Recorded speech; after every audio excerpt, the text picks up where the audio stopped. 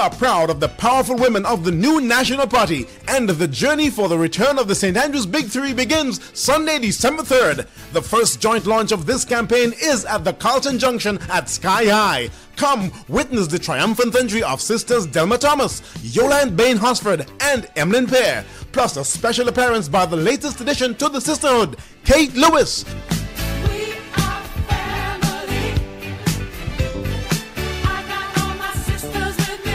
That's the real December to remember on Sunday, December 3rd at Carlton Junction. The NNP invites you to come pay tribute to the sisterhood.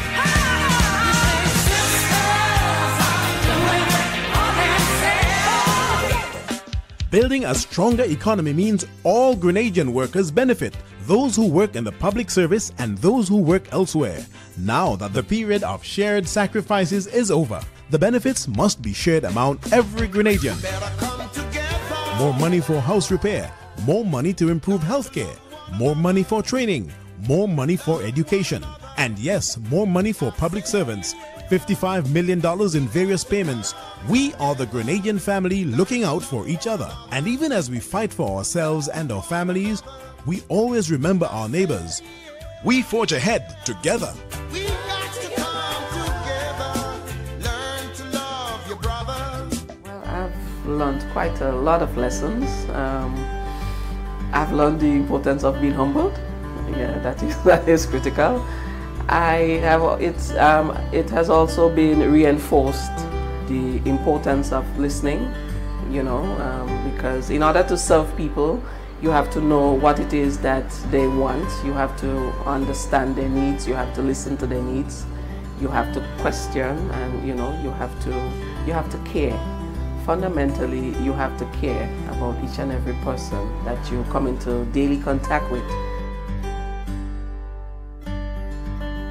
The best part of the program has been learning songs. So St. Patrick's East, all of Grenada, support the new National Party. Let the progress continue. Let's keep moving.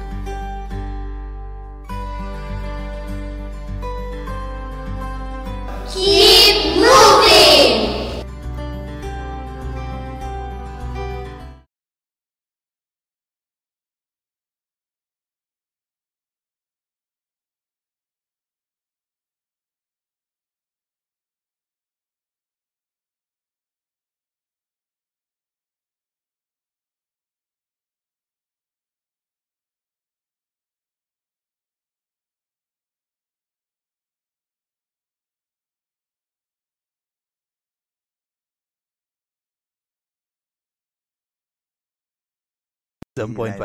Right, you're slipping. Right, yeah. 89.5 CRFM. Yeah, out there in Carriacou, 92.9 FM, a Sister Isle FM. And in New York City, 94.9 We Vibes Radio. All right, indeed. All right, yes, it's the day after Budget Day. Well, not Budget Day. Budget Day was Monday. So the day after the final day of the budget debate in the House of Representatives. So for the past 2 days, you would have been hearing from the different members of Parliament representing their individual ministries and constituencies and so on, giving reports on what has been achieved in the last 12 months and also a lot of what is planned for 2018. Yeah, wonderful presentations. I think each of the ministers, each of the parliamentary representatives would have availed themselves properly of the opportunity to come out and speak of some of the plans and so on for the government of Grenada. We look forward now to the Senate sitting. I don't think it's next week, but it's coming up within the next 2 weeks, I believe. Yeah, it should be the Senate sitting. That one should run for about 3 days. Yes. Yeah. Definitely. Senate sitting usually runs longer, even though you have less people, it runs longer. Yeah. So you will be hearing from the 5 members on the government side, as well as the 3 who occupy the opposition benches, and the 3 who, well, 6 on the government side, and the 3 who represent the different, well, the trade unions, the churches, and so on. You will be hearing from them as well. All right. Yes, so it is a beautiful Friday on the Spice Island of Grenada. Yeah, I'll touch it a little bit. Dr. Keith and Marks, let's keep moving. And John, let's keep moving. And Patrick, let's keep moving. Carico Pretty Massive. I say, whoa, yeah. All right, Grenada. Dr. Keith is a key, so vote for the house. Soon as they get in, cock up your foot on the couch. Them other party don't know what they about. It's green, we choosing, let's keep moving. Progress is a must. We know how we are, but we don't know how we go get. Let we continue the progress. I'm telling you flat, without an out and NP is the best. Let we continue the progress. St. Andrew, let's keep moving. Let me say a very belated happy birthday to my good friend Ben Up. Yeah, his birthday was on Tuesday, man, and nearly get rough up down there yesterday, you know, man. I go down and Ben Up block me, you know, man. Run. Yeah, a belated happy birthday to you, bro. Hope that you had a fabulous, fabulous, fabulous one, eh? Yeah, man, I hope you had a bestest. Yeah, you understand how we go. Nice, beautiful, man. Beautiful, beautiful, beautiful. And all roads lead to St. Andrew on Sunday. Carlton Junction. Yes, indeed. It's going to be the endorsement ceremony, the official endorsement ceremony for the Sisters. Yeah, the sisters, man. So you're going to have the Honorable Delma Thomas, the Honorable Emlyn Pear, and the Honorable Yolan Bain Hosford. Yeah, and they'll be joined by the little sister. She just joined in the thing. Yeah, so you have the three who are going back. They are facing the polls again. And then you have the new little sister who will be there joining them in solidarity as well on Sunday. Yeah, so that's going to be starting roughly about 5 p.m. 5 p.m. starting a little earlier because remember, usually it's one person, so we start around 5:36. This one is going to start a little earlier. It's going to start roughly around 5. Those of you in the individual constituencies, you can contact your constituency representatives. Yeah, you could contact your various constituency representatives. I know there'll be motorcade and all kind of titivation and taking place up there. Southwest have a motorcade from Munich come down to so Carlton Junction. I'm hearing that. So I'm hearing that they have motorcade and that kind of thing. So we're encouraging everyone to come on out. That's going to be a wonderful, wonderful one. We'll keep you updated as to which one is coming up right after that. Yeah, so on Sunday, it's the sisters. They're going to be up there in St. Andrew. It's going to be a nice one. It's going to be a wonderful, wonderful. I mean, I hear Doc have a bomb to drop. I know what kind of bomb it is. I hear that the Prime Minister have a bomb to drop on Sunday. That is what I hear. All right. I find take the Prime Minister listening to the North Korean leader. No? Boss, I don't know if he borrowed technology from them. All I know is that the Prime Minister of Grenada, Dr. the Right Honorable Keith Mitchell, have a bomb to drop on Sunday. Yeah, I hear you have. That's what I hear. He ain't tell me himself. I hear that the man have a bomb to drop on Sunday. That's what I hear. Yeah, that's what I hear. You understand? So I looking forward. I tell you, Sunday go be the bomb. Yeah. I mean, St. Andrews is mobilized.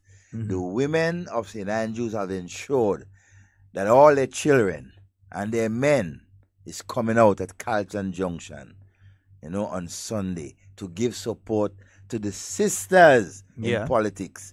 Now, because we say sisters, you feel as only sisters coming out, the men coming out and shoot. The men coming out and support the women. In their numbers. In their numbers, they're coming. It was wonderful listening to the sisters. Yeah, it was wonderful listening to them in Parliament over the past few days. I think that, for instance, this has been one of the best that I've heard Honorable Yolan Bain Hosford and how she articulated what has been taking place within the Ministry of Agriculture, what is planned for the Ministry of Agriculture, and what has taken place already within the Ministry of Agriculture. And we know that there are some persons out there who are trying to spread that false narrative that, okay, we're ignoring agriculture, you're not giving money to agriculture, and so on. Now, how the budget is done, and I always say to you, there are three things. You have one, you have the budget speech. So you have the budget speech, which would just give general highlights of some of the things, some, not all, some of the things that are going to be done in all ministries. Yeah, if the time permits all ministries. Sometimes a ministry might get left out, or department might be left out in the budget speech. There is the budget statement, which is that booklet. Those of you that went down to the Trade Center, you'd have gotten a little booklet. That booklet is the budget statement. It is more extensive. There's more information in it than the budget speech. Oftentimes you would hear the Prime Minister, Minister of Finance reading the budget speech, and he says, please refer to the graph, whatever, in the budget statement, because the budget statement is more expansive. And then you have level 3, which is the actual budget document that runs into about 500 pages. So when you hear the individual ministers speaking, they are speaking not to the budget speech, not to the budget statement, but they are speaking to the budget document. And as I said, the budget document could run between 400 or 500 pages generally. And that would indicate ministry by ministry, department by department, division by division, what is taking place there in relation to finances. So it would say, for instance, I'm the permanent secretary, and it shows you how much the permanent secretary earns, how much a minister earns, how much a senior administrative officer earns. For instance, in the Ministry of Youth, it would tell you how much the sporting officers, what is their salary, what salary has been put aside for them for the year 2018. It would show you a comparison as to how that salary looked in the year 2017.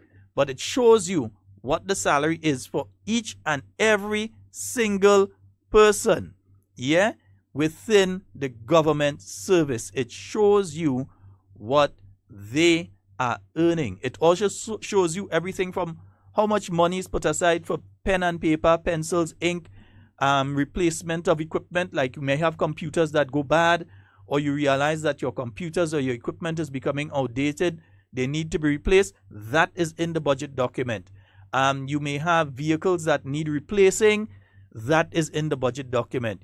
You would have the information inside there as well as to all of the things like gas, how much the different utilities, and so that per ministry, per department, that is in the budget document. So it's not a small document.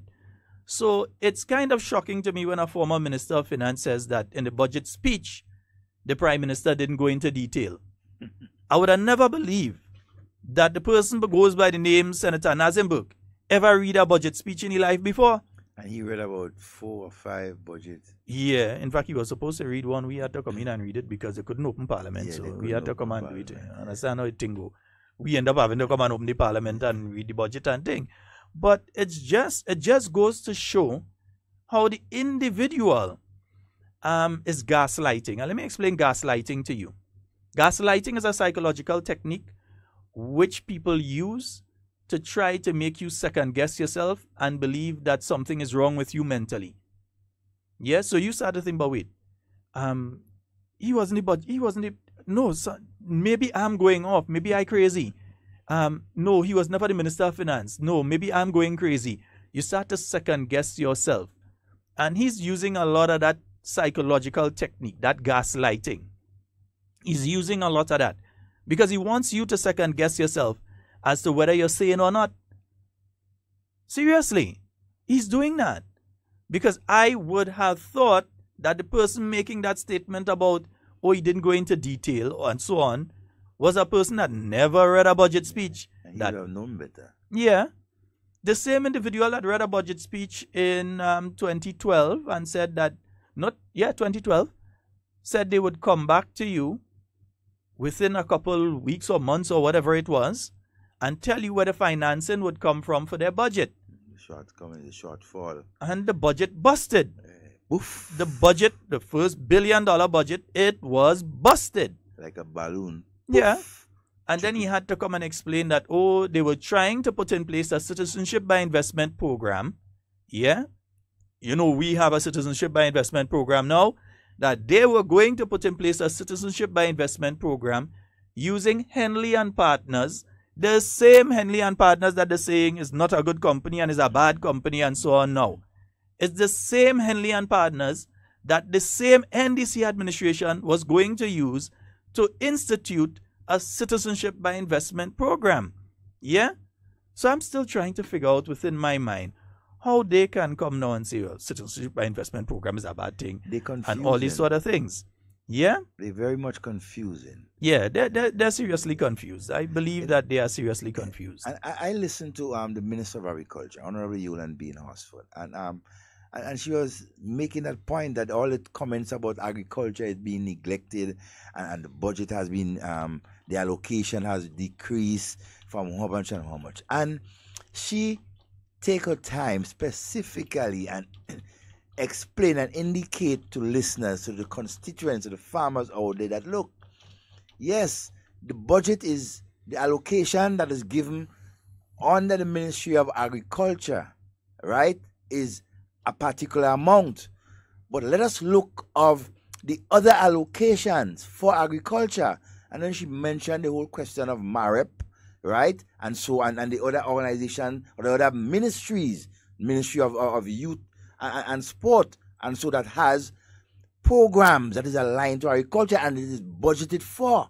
Mm-hmm. So when the whole question of neglect to agriculture, I think they just jump in the gun. They always like to, as you say, confuse people before people have a chance to. It's just psychological technique known as gaslighting. That's what they're doing. We got them, and people, the persons out there understand, right, what is going on, because the parliamentary representatives and the ministers gave a very good account of themselves, mm-hmm. right, in their presentation. Excellent. Yeah. All of them. We heard about agriculture, and then you realize that there's a 8 million, apart from the 20-something million you're hearing, there's a 8 million something there. That when you hear CCC, it's the CCC Farm Roads Project. So when you look under the Ministry of Agriculture, you will not see the CCC road, which is an agricultural project. You would not see it under the Ministry of Agriculture because it's not being built by the Ministry of Agriculture. It is being built by the Ministry of Works. Yep. They are the ones, well, not even them, it's being built by CCC. But it would fall under the Ministry of Works. Yeah? Also, under MAREP, as Devon was just mentioning, there are roads to be built and other agricultural programs to take place. $2 million again. You will not see MAREP under the Ministry of Agriculture. It's under the Ministry of Finance, I believe. Yes, under the Ministry of Finance. You would also see money under the Grenada Development Bank for setting up of small businesses, manufacturing, which can be agri-based. That's $2 million again. That's there in agriculture. Youth and Sport. Yes. The Young Farmers Agricultural Program. Yep. The Ministry of Education, whether it's the Maribo Farm or any of the other facilities where they are teaching agriculture and the 4-H and so on, which do not generally fall directly under the Ministry of Agriculture, but under the Ministry of Education.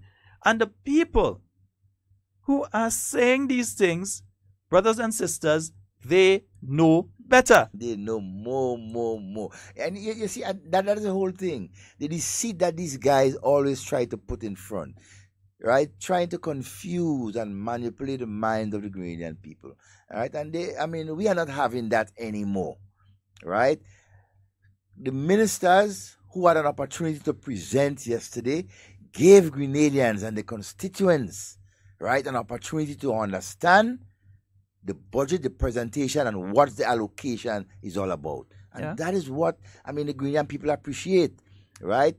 Mm-hmm. Things that are being done, right, are being highlighted, right? Things that are in motion, things that are to come. And for example, I don't want to miss that point. Something that has been advocated for a long time and has now fall under the Ministry of Youth and Sport is that furniture making plant or factory up there in Mountrich. Yeah. Sheldon. Very important project. Very absolutely important project. And the building is there, the machinery is there, the whole question of management and getting the youth involved in the whole question of manufacturing furnitures. That is, So what it means generally is that you're going to have a situation with that facility. It was mentioned by the Honorable Anthony Boson, remember, formerly Minister of Education, presently Minister of Youth, Member of Parliament, and soon to be returned as Member of Parliament for St. Patrick West. And when you understand the context of what has been done there, they have secured the facility. They are going to be training young persons how to do furniture making and so on. So they're going to have facilitators. They have the location. They have some of the equipment. You're going to get some more equipment and so that you can upgrade. And you're going to be training youth, young men and women. Yeah? Some people feel it's just young men. No, young ladies too. So young men and women in furniture making. But here's what. It's also going to help the school system, so that the schools that suffer from a high percentage of breakage, and if you go to any school, secondary, primary, whichever school it is you go, you tend to find a lot of furniture stacked up at some location in the school. Exactly. The chairs and the tables that have been broken. We're dealing with young people here, very energetic and so on. Yeah, and every now and again, somebody might end up on a chair or a table or so. And then with the constant use every day, Monday to Friday, by various children, they do wear out. So you will have a constant need to replace and repair. And that is what this facility will also be able to do, so that you would have at least $1 million on a yearly basis flowing through the facility. Yeah? And they will be providing a well-needed service as well as training people that can go out there and then start their own businesses. What's to stop a young person from going there, learning to fix chairs and tables, and learning basic joinery and maybe even advanced carpentry skills, and so advanced, and then opening their own thing at home, having their own equipment at home, making beds, making chairs, making chest of drawers and whatever it is, making all these different things. What is to stop them from doing that? Or a team of them coming together and deciding that we're going to do kitchen counters and cupboards and that sort of thing. Exactly. What is to stop them from coming together as cooperatives and doing that? And while that is said, we have to understand something else that came out. I believe it was the Honorable Oliver Joseph spoke of that particular point. There's a lot of money under the Department of Cooperatives that people are not accessing. Nope. Because we are not forming cooperatives. That's a problem. So a lot of money under cooperatives. But to qualify, you must come together, form a cooperative, and then when you form that cooperative, when you go and you do your official documents and so, and you form that cooperative, then you can receive officially that funding. But a lot of people not doing it. Because one of the things too I've noticed, a lot of young people, or even a lot of Grenadians, they don't like to go into joint endeavors. You know, with, let's say 5-6 persons come together. They don't like that. They don't like that, and I'm wondering why. A golden opportunity for persons to merge the different skills and ideas and make something powerful. I mean, that's the way we need to go. You know, and I often use the example when it comes to furniture manufacturing, when it comes to things like, for instance, agriculture. Yeah, I believe that cooperatives are the way to go for that. Exactly. That you have, and I know that in Rosehill, I know that the Senator Moses has spoken about a similar something like that. That what you do is you get groups of persons to provide the agricultural produce, the raw material, on a consistent basis. So it cannot be that you have seasoning peppers this week, and when you're ready to do a batch, next 2 weeks, there's no seasoning peppers. So you must grade, and you must have a high-grade agricultural produce available over an extended period of time. Let me use a quick example before I go back to what could take place in Rosehill. I was in Dominica back in the year 2010. And at that point in time, a manufacturing company out of Barbados, they had purchased a couple containers of ginger from some farmers. And I happened to be in an area which was a heavy agricultural area. And the farmers in that area were so happy because they were able to stock up a container or two of ginger and send over to Barbados. But while they were doing that, they had some other ginger in case they wanted some more ginger in a short space of time. They had ginger again, and immediately as they took out, they planted again. Some of us don't do that here when we speak agriculture here in Grenada. So that you find during the months of February, March, April, when it gets very dry, that certain agricultural produce, the unit price goes up because it's scarce on the market. Yeah? Which is why within the Ministry of Agriculture as well, they have put in a significant amount of money for irrigation so that even during the dry season, you could have a constant supply of agricultural produce coming onto the market, and for persons who have gone into the manufacturing, that you could have a constant supply. So back to Rose Hill. You can have different individuals who are producing different things. So you could have who doing the sweet pepper, who doing the save and thyme, or whatever it is. Right. Yeah. And I remember Uncle Tilly always used to speak about onions and things of that as well. Yeah. So you can have individuals doing that there. While that is taking place, though, you can also have some of those young men and young ladies and even elders, those in their middle age and so on, some of them who are not even in their middle age, can become involved in a cooperative that does the bottling. So you can bottle seasoning, you can bottle hot pepper, you can bottle different sauces coming out from Rose Hill. There's a classic example of an area that has the potential to do that. Yeah? So you can have a cooperative among the farmers where they are producing the raw material, and you can have another cooperative among the individuals who are doing the manufacturing. But you know the problem that comes up there? The problem that comes up there, I know those of you online, we're not ignoring you. We're going to start a check-in with you in a short while. Yeah? The problem there is that we as Grenadians don't like our own. Nope. We see Worcester sauce, run and we buy that and we pass we own Friday. The real thing, we pass it. Whoosh. Yeah. No chemicals used to grow our stuff. It converted, it made into our produce, we pass it straight. I remember, for instance, that you had the fishermen in Grand Mall there. I think it's the Southern Fishermen Cooperative. I remember that they got into production of saltfish. Where is it now? They got into production of smoked fish and so. Where is it right now? And it's not once, it's not twice that institution has gotten into that sort of thing, or that we've had those sort of things taking place here during the revolution. I have pictures of Maurice Bishop touring a facility where they're salting fish.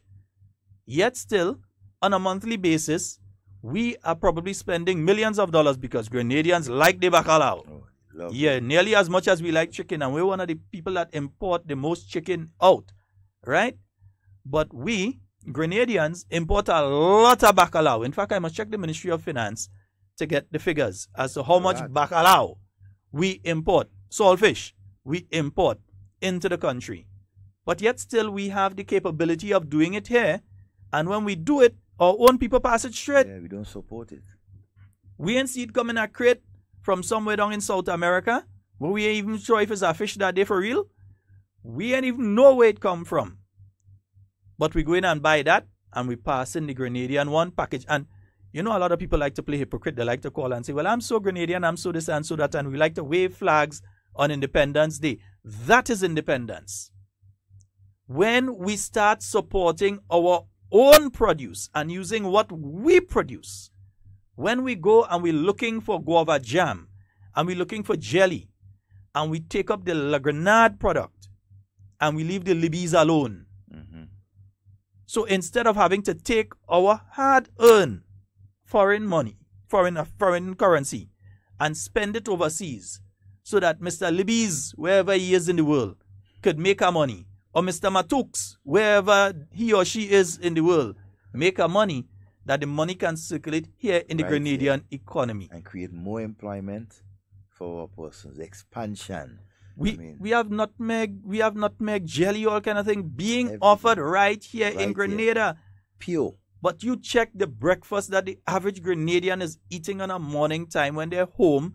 Check it and 90% of what they are using did not originate here in Grenada. If it's not hot dog, who you going to blame, the government? No.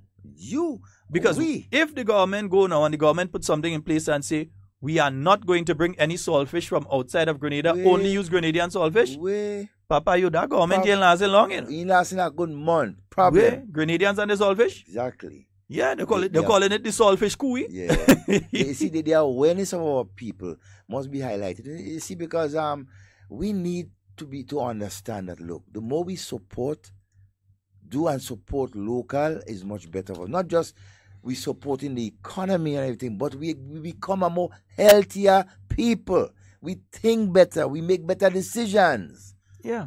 As a people. And you see, that is the thing.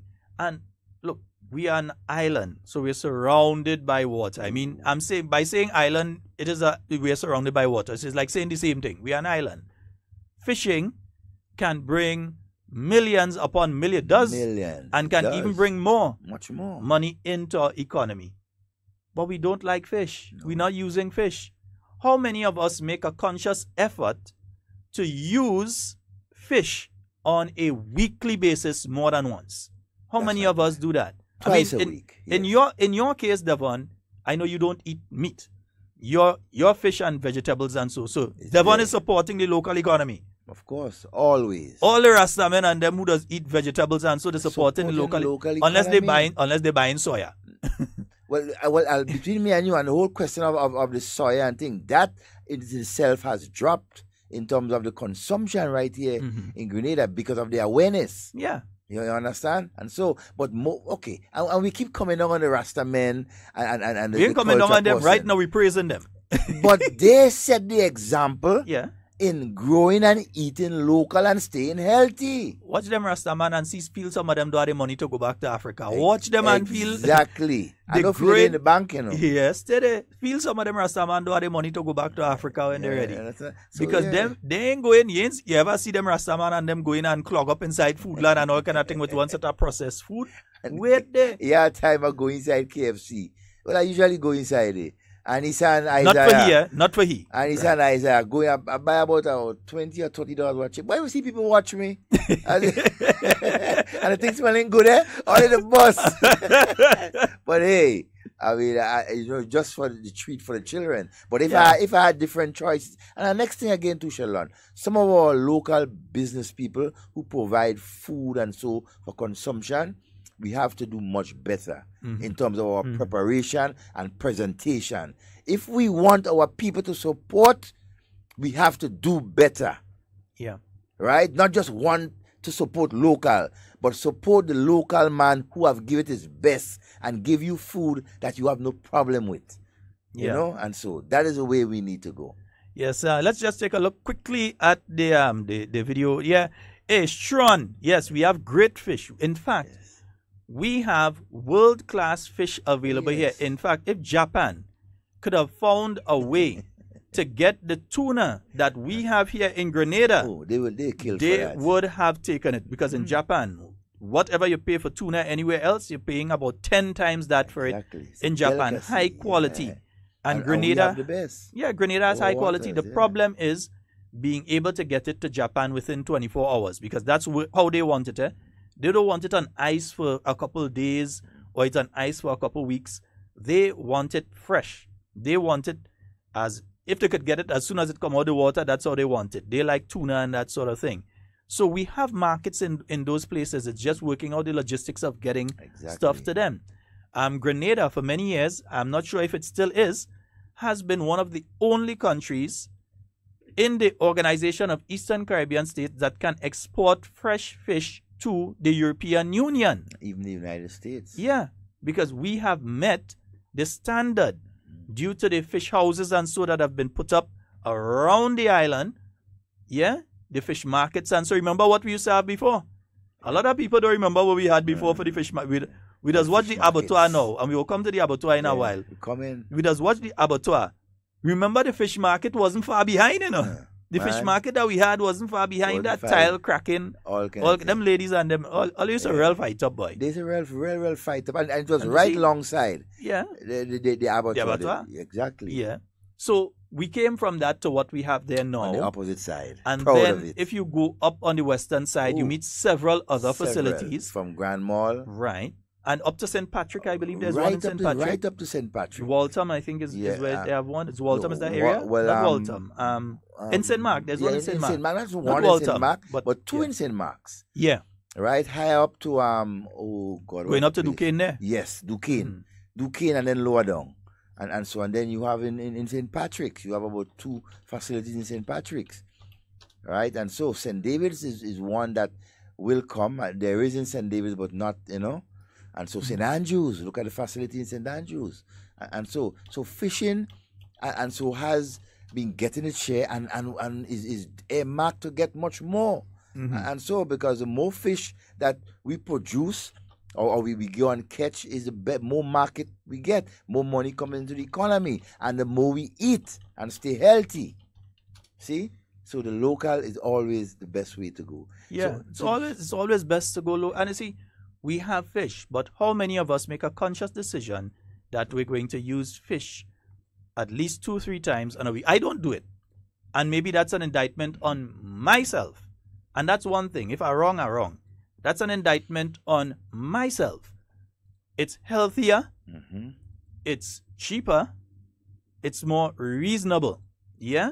And it helps the local economy because we're not buying fish. But that's another thing that we have to look at as well. Due to the amount of, and a friend of mine who works with one of the foreign governments was speaking to me, and I was doubting him because he was telling me, he said, Sheldon, when I look at your imports in Grenada, strange enough, you all are importing a significant amount of fish. Yes. But you all are island. So why are you all importing all this fish? And it was strange because it was fish and fish products. So it was the saltfish, it was the tuna, it was the sardines, it was the smoked herring, it's the mackerel that some of us believe we can't celebrate Easter without. It was all these things, the mackerel, the tuna. Imagine we are islands that we actually sell tuna, but we are buying tuna in cans. Yeah? We're buying tuna in cans. Yes. With the present electricity price in Grenada, it is not reasonable for anybody to set up a canning plant here and say they're going to can tuna and so in Grenada. Too much. Believe me, by the time you finish, the price can of tuna would be so high that it wouldn't make sense. Yeah? So when it comes to that type of manufacturing, we know. Yeah? But how many of us, when we went to breakfast, when we had breakfast this morning, instead of having some Cadbury's, we had some Loco Coco Ball from out in the yard. How many of us did that? We speak agriculture. A lot of them speaking about agriculture and, oh, we love agriculture and, oh, agriculture ain't getting this, ain't getting that. You know what's the biggest problem with agriculture in Grenada? It's not a government. It's us, the people. We are the biggest problem because we don't support it. We don't. Yeah? We go into the supermarket, we buy with Milo, we buy with Cadbury's, we buy our Ovaltine, and all different name brand from all over the world. And we have chocolate made right here in Grenada on the shelf too that we passing straight. But we love agriculture. And we complain. And those of us that complain about, oh, government not doing much for agriculture, look at our daily consumption. Look at your consumption daily and see if you're really supporting agriculture in Grenada. I mean, come on. We need to do much better than that. That is the major problem. We don't support our own. Yep. Again, look at fishing. Yeah? Which Grenadian live far from the sea? Nobody in Grenada lives far from the sea. Because nobody lives more than an hour away from the ocean in Grenada. 15, 20 miles away from the ocean. Nobody. You could be in Mount St. Catherine, you're not an hour away from the ocean. Away from the ocean. Because you're in Mount St. Catherine and you're watching the ocean on all sides. So you're not an hour. Nowhere in Grenada is far from the ocean. Yet there are people who are allergic to seafood. We could understand that. Shellfish and yeah. But we have so much that's available. Basically billions of dollars in the oceans around us that we as Grenadians do not significantly utilize unless you're from St. John. Yeah, unless you're from St. John. And then you have another thing, You have an appeal out there by some of our fishermen, rightly so, that they have foreign vessels coming into our waters and poach and do whatever. We know the Coast Guard will deal with them. And the Coast Guard will deal with them because we are one of the best set of Coast Guards around. But then there are other people who come on to that bandwagon and say, oh, government must do this and government must do that, help the fisherman, put things in place. But yet when government do it, are we supporting the same local fishermen when they come around with their fish to sell? Right? And so are we doing that? Yeah. Are we giving them the encouragement?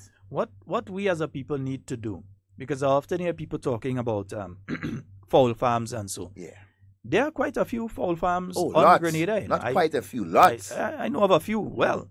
And they provide significant amounts of local chicken. I know if you go to, and yes, I'm advertising for people today. If you go to Real Value, you will find local chicken. Lots of local Tastes chicken. excellent. Yep. Grown right here in Grenada. If you go to Foodland, you would find local chicken. In fact, I think nearly any supermarket you go to now, Calico, any one of them, you'll find local chicken. Get the local contingent of chicken. But you know what happens? Many Grenadians just run to these places and they just pick up a packet of the foreign chicken and you go. Exactly, and you go. Some of the chicken that was killed 8 years ago and was in a freezer, sit down somewhere up there and they send it down. And not just that, when they take it from the freezer up there, they put it in container and he stay on the port for how much weeks and so and get beat up by sun and whatever. And then they send it down. And then they send it down in Grenada. And we rush for that. But we have fish here, we have chicken here that we can use and we don't utilize. Exactly. Yeah, we don't grow rice. So when it comes to rice, we have to bring that in. Yes. But we have breadfruit. We have breadfruit. We have yam. We have yam. We have potatoes. We have a company, I know there's a company somewhere in the south of the island, Nero's, that produces noodles and that sort of thing. Exactly. Noodles and spaghetti and that sort of thing. Nero's. There's a local company that produces it.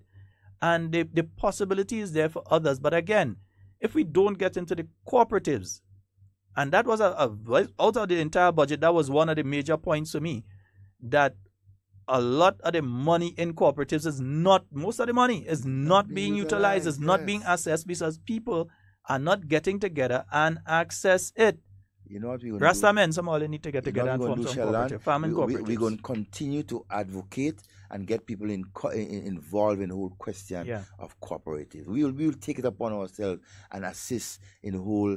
I mean, let us utilize what we have, people. We can do it. We have the ability to do it. Yeah. Ayodel Alexis is saying that the big problem is that we let labels be attractive. And that's true. Ayodel, you're totally correct. Yeah.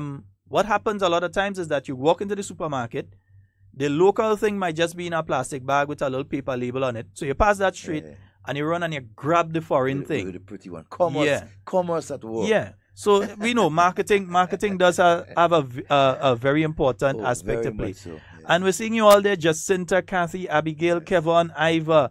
Hey, Shandy, morning. Hey, Vale, good morning to you. Lesan, Byron, Oswald. Hey, the Honorable Nicholas Steele, good morning to you. Yeah, Django, I see you inside, boy. Yeah, you're coming and learn how to do things. Nice. Yeah, learn. All right. Teresa, Betty, Lulu, good morning. And Janice Merrill Williams. Yeah, I'm seeing all of you in the live this morning. Denise is saying that local chicken is the best. Is the best. Yeah. But what also strike me in the whole package that the Minister of Agriculture stressed on, the Poultry Association apparently has come up with a policy together with government and other stakeholders, a policy when it comes to the whole question of poultry. And the minister and government is very much excited about it. Mm-hmm. There we can able to cut down on our imports, right, and support more local. And I say kudos to the Poultry Association and government, Ministry of Agriculture for piloting such a program. And I really hope that as Grenadians, we support it and ensure that it moves forward. We became an independent country many years ago in 1974. But how independent are we really if we are still dependent on outside of our country to feed us? And again, you can't blame the government alone. Yes, the government have to take some of the criticisms in relation to it, but you can't blame the government. But our responsibility. Let me ask a question, Devon. When was the last time you see somebody have ducks? Wow, a long time I haven't seen a duck. Name one place in Grenada right now if you want duck meat that you can call and get fresh killed duck meat. Name one. I can't. Whose fault is that? Not the government. I know back in the 1990s when I was living in Springs, and everybody who lived in Springs and so can tell you that, I used to have ducks. I used to have chickens. I used to have turkeys. I used to have pigs. Yeah. I used to have sheep. Yeah? And I had to go out and take care of them after 5 in the morning. I had to go and start my rungs around the yard and over in the land and so on. Rabbits again. One thing I never had was rabbits. Rabbits is the best. But we have the ability to retain a lot of money in our own individual pockets. But you know what? Some of us want to get too stush. Yes. I remember a time people used to afraid to walk with breadfruit in this same country, you know. I had a fig in the hand. All of a sudden now we get onto breadfruit and oil long and national dish and thing and we like it. And all I remember back in the 1990s, certain man don't want to walk with a breadfruit. They don't want people see them walking with breadfruit and thing, you know. They're afraid they want to see you with that. Yes. Watch, or two blogger, they want to see them with that. I remember in 1973 when he had the crisis in Grenada. Well, I know I could testify to that. Testify, brother. Testify. Oh, I will testify, man. Testify, brother. I mean, right around the crisis, we had to eat sometimes for days sweet potato, right, and bush tea in the morning and evening. And so because of the blockade and not just some of the blockade, but the scarcity of commodities during the crisis. And so, right, we had to do that. We couldn't get no chicken and all these kind of things. So the yard full had to pay for it. Let's ask ourselves a question. Prior to the let's say the 2000s, did we know of much people dying of cancer in Grenada? No. Prior to the 2000s, did we know of children 5, 6 years old having cancer? Yeah, and being obese. No. But also, were we a nation at that point in time that used to import a lot of chicken and that kind of thing? Because I remember people had their yard fowl. Exactly. So somebody come from the States, you didn't expect them. And I remember my grandmother and things. She was 80-something years old, but she had the fast boy. 80-something years old, but she grabbed that fowl.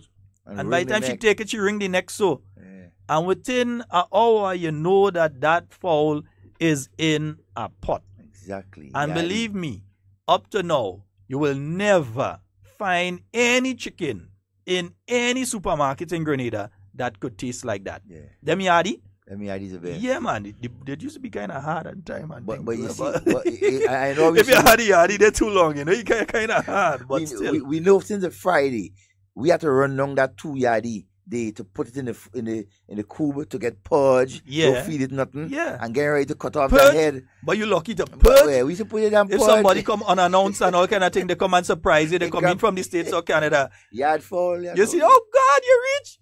Crack. Neck break already. Yard fall. They're cooking that. Or you have a little sheep or something in the yard day. Yeah. Special occasion and you know. A wedding. Yes. A christening. Local. That sort of thing.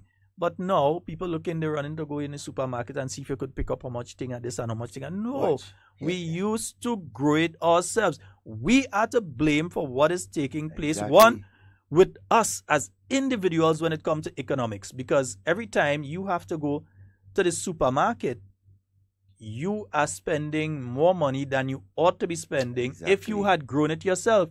We have little space. The Cubans encourage people to do that. Because you know them Cubans, sometimes you go. Even the Chinese? Yeah, they would have a pig right there in a little veranda close to the house.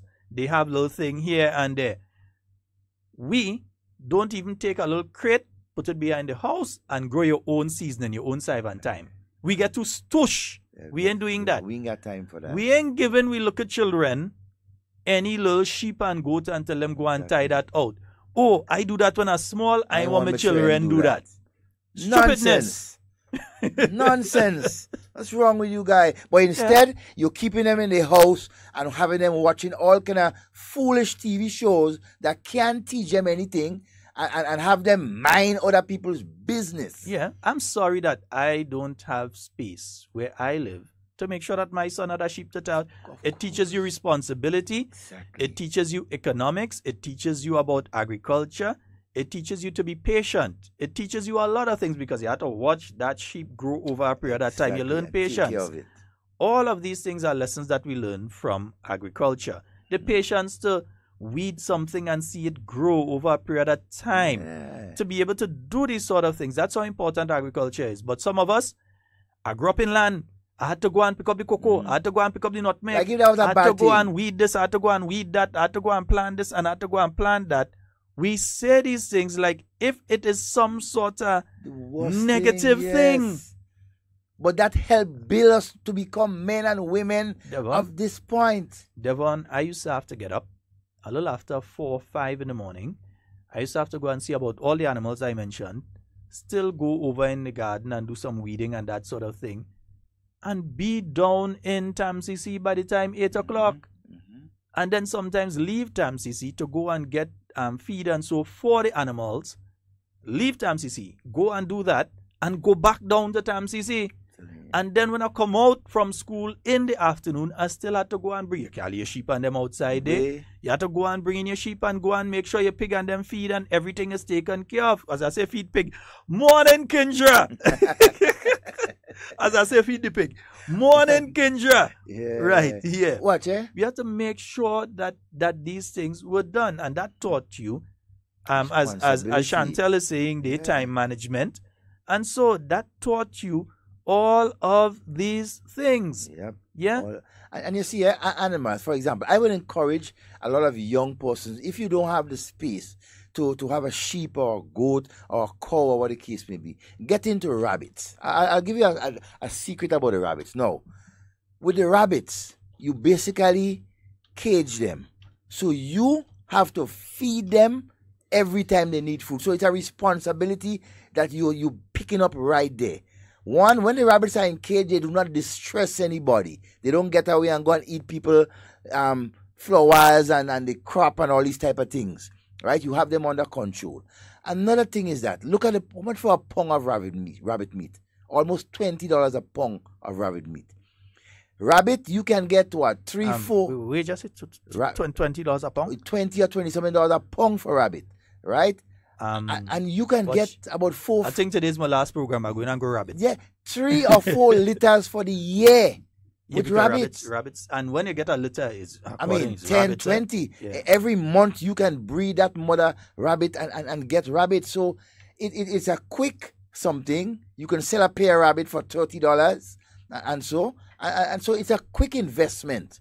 And I must compliment the Honorable Emmeline Pay. Mm-hmm. You know, a couple of years ago, she piloted a program. Within months of coming in? Yes. Within months of coming into office. She piloted that program where she got some rabbits, right? Got someone to take care of them, breed them, and then was distributing them by the pairs to persons within the community.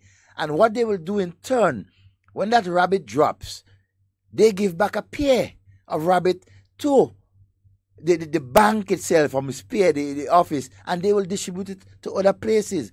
Man, kudos to that. And this is the way we need to go to be self-sufficient. As a people, we have to be. I ain't too sure I could eat the rabbit. Now let's start taking some calls. I ain't too sure I could eat the rabbit. I never ate a rabbit before. Never. Good morning and welcome. Yeah, gentlemen, morning. Morning, sir. You know, I refer to Brazil again, because in this whole thing we have to become more self-conscious, because we have little money, and anything we get, we have to try not to waste it, use it responsibly. Therefore, to feed ourselves, grow what we eat what we grow. I wonder if, for instance, I buy lunch regularly at the marketing board, St. George's. So I'm wondering, if the poultry stuff that is often available there, for instance, you get a chicken lunch. Is that chicken local chicken? Exactly. And what I'm saying is, an entity as that ought to be assisting the local poultry farmers, really, in getting that. So you're providing a ready market for your poultry. Also, food and nutrition. in combination with marketing board. You get all these marketing board ought to be able to have entities around the country, and they're supporting local farmers, and the whole cycle continues. It continues. It continues. Brother Romain mentioned the rabbit farming. To some extent, I fail to understand why. Or let me put it this way: it appears that the Ministry of Cooperative might have to be doing more in regards correcting that what appears to be the non-utilization of the available funding in terms of while one must be able to have their own initiative, form things for themselves. If we see that the people are not doing it, but these funds are there, they are available, there is some responsibility upon those public servants there. For instance, you have a pool of, you talk about the unemployment situation being what it is, young people. Can any one of in these people put together projects, for instance, rabbit farms, and mobilize some of these young people who are unemployed and situate them into these various projects around the country? The funding is available. Yep. The youths young people are available. Therefore, why not marry the two? There is land available. So some creative, proactive thinking is warranted. Yep. Is warranted, gentlemen. As I said, I think out of the entire budget presentation, that one stood out for me like a sore thumb. Yep. Because it meant that, one, we have an opportunity there to expand agricultural production, Very well. to provide employment, Of course. to reduce our foreign exchange outflow, And eat healthy. and to eat healthier. So Increase less our food security. Yeah. Thank you. Exactly. So, and that's just through one department, but one department that we as Grenadians are not making use of. But Cooperatives is a very, very, very important department, you know. yes, Very but important. we need the creativity in bringing the various elements together. Yes. Funding is available. Young people is available. Yep. Land is available. Why there will. isn't the combination? Of all. I think that is what has to be done. So next year, we ought to be hearing in the next budget presentation, More the money. Ministry of Cooperative speaking of a proliferation of cooperatives. Yes. Primarily because of their own proactiveness. I know that I will definitely be encouraging Yeah. groups of young people to get involved We in will be doing cooperatives, it. especially when it comes to in agro processing. I can promise you that I will be making a personal push to involve young persons and to get them involved. Well, not just young, people in general, because we always leave out middle age and so. And Everyone. one other thing, I think in our consciousness, because we have to be able to do it, and you see, there is where our politics have to be mature. I fault the current opposition forces for preaching negativity into the population and into our young people. Oh gosh, is it the same country you are hoping to inherit? It's the same public, it's the same people you are hoping to govern. Encourage these people, give them, motivate them positively.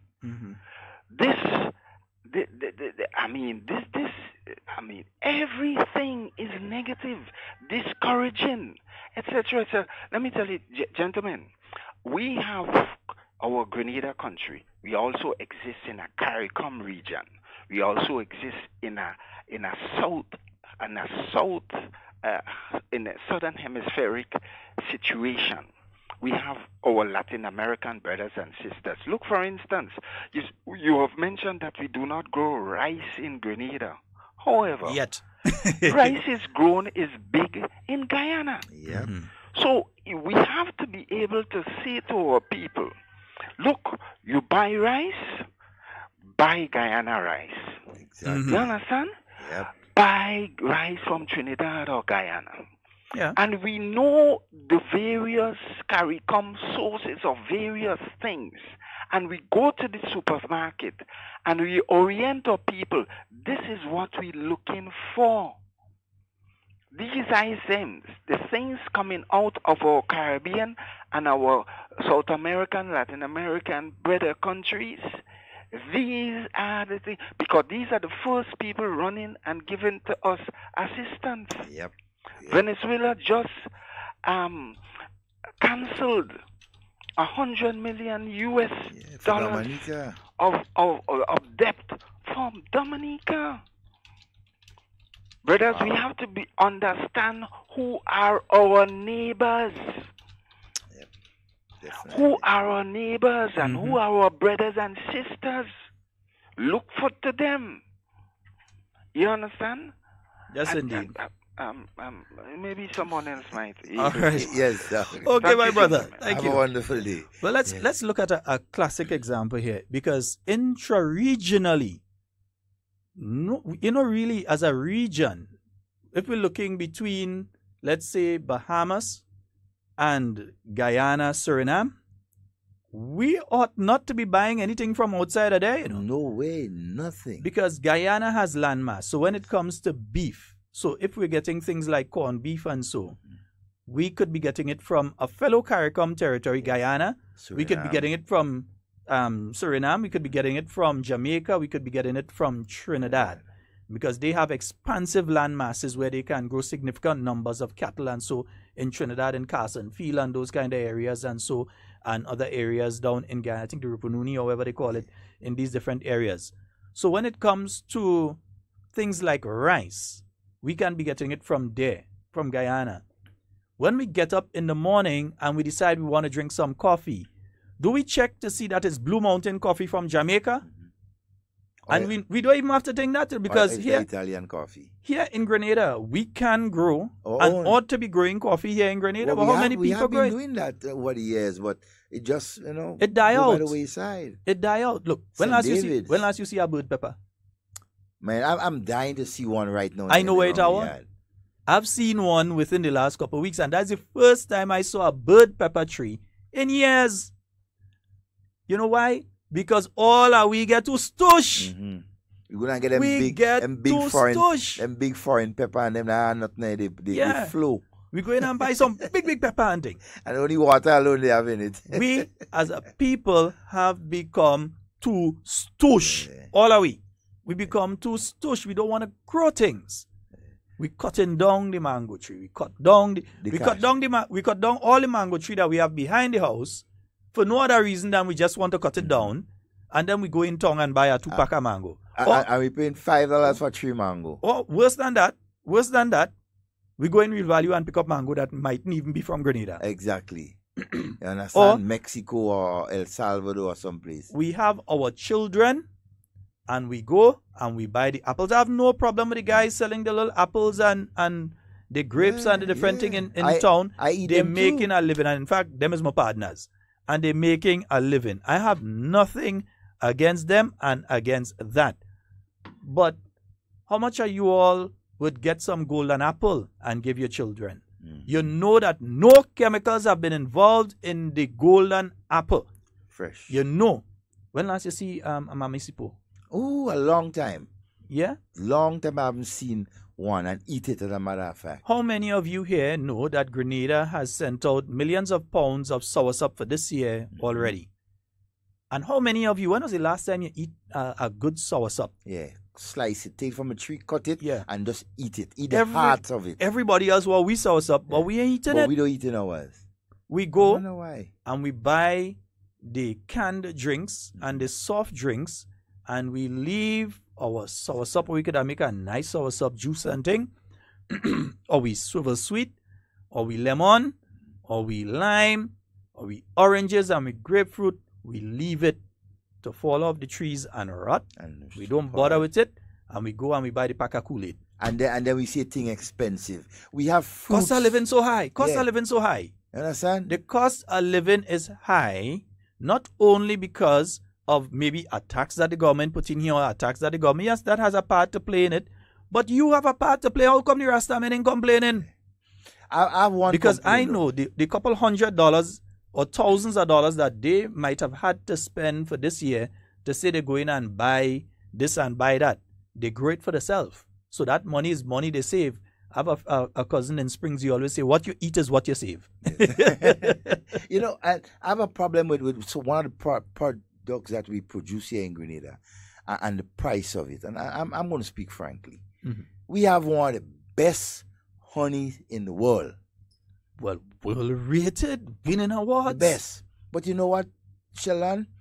It is difficult and hard for the average person to go to the supermarket and buy one of those Clark's Code bottle with honey for $42.00. Oh, goodness. No, man. No. We overdoing it in that one. Man, come on. That is ridiculous. How can you do that to your own? And then some of us who do produce these items and do not get support because of your prices, say Grenadians not supporting you. You cannot do that. There is honey that comes from abroad that is much, much cheaper than the local honey. But you know the other problem there, Devon? It has been found that a lot of what we think is honey coming from overseas is not actually honey. That what they have done is in some instances is maple syrup mixed in with some honey. Exactly. In some instances is sugar that they mix in with different things and it looks like honey. So we think it's honey and it's not really honey. We sure on the Grenadian one that is honey. Sure. Way too expensive. But I don't mind paying an extra $1 or $2. But not at $10 or $20 God, more. Man. I watched it yesterday. I'm patriotic, but I still had to survive. Yes, you had to survive. And other people, so we can't do that. We can't do that. We have to make it. The local person who may not, be working for the $3,000 and the $4,000 and the $5,000. Want to go and shop and see a bottle of honey and say, boy, I need to get my children and so acquainted with the honey more better, use the sweeten and whatever. But look at the price. I can't budget for a bottle of honey for 40 and you need something, and you need it. You need it. Look, we have to do something. We have to adjust ourselves. I'm not saying that you don't have to make a profit, right? But we have to adjust ourselves to meet the local consumption. But again, it comes back to the manufacturing cost here in Grenada. Not just getting the honey, but it comes back to the production cost of the bottling, the labeling, and how much it costs the local manufacturer to be able to create a good-looking product. So the printing, if the printing is too expensive, they can't do it here. Exactly. If the bottling is too expensive, they can't do it up to the standard that you would like to see it done at. And therefore, it costs them more to produce, and they have to charge more for it. I'm seeing some interesting comments here. Agnes, good morning to you as well. David, he is out there in Canada. Good morning to you. And he's saying that Canada, with all their landmass, now they have to be supported by food coming in because people have moved away from the agriculture out there. Yeah, he says in Canada, we have the largest landmass in one nation, and we rely on outside sources to feed us nowadays, when in the past we grew everything we needed.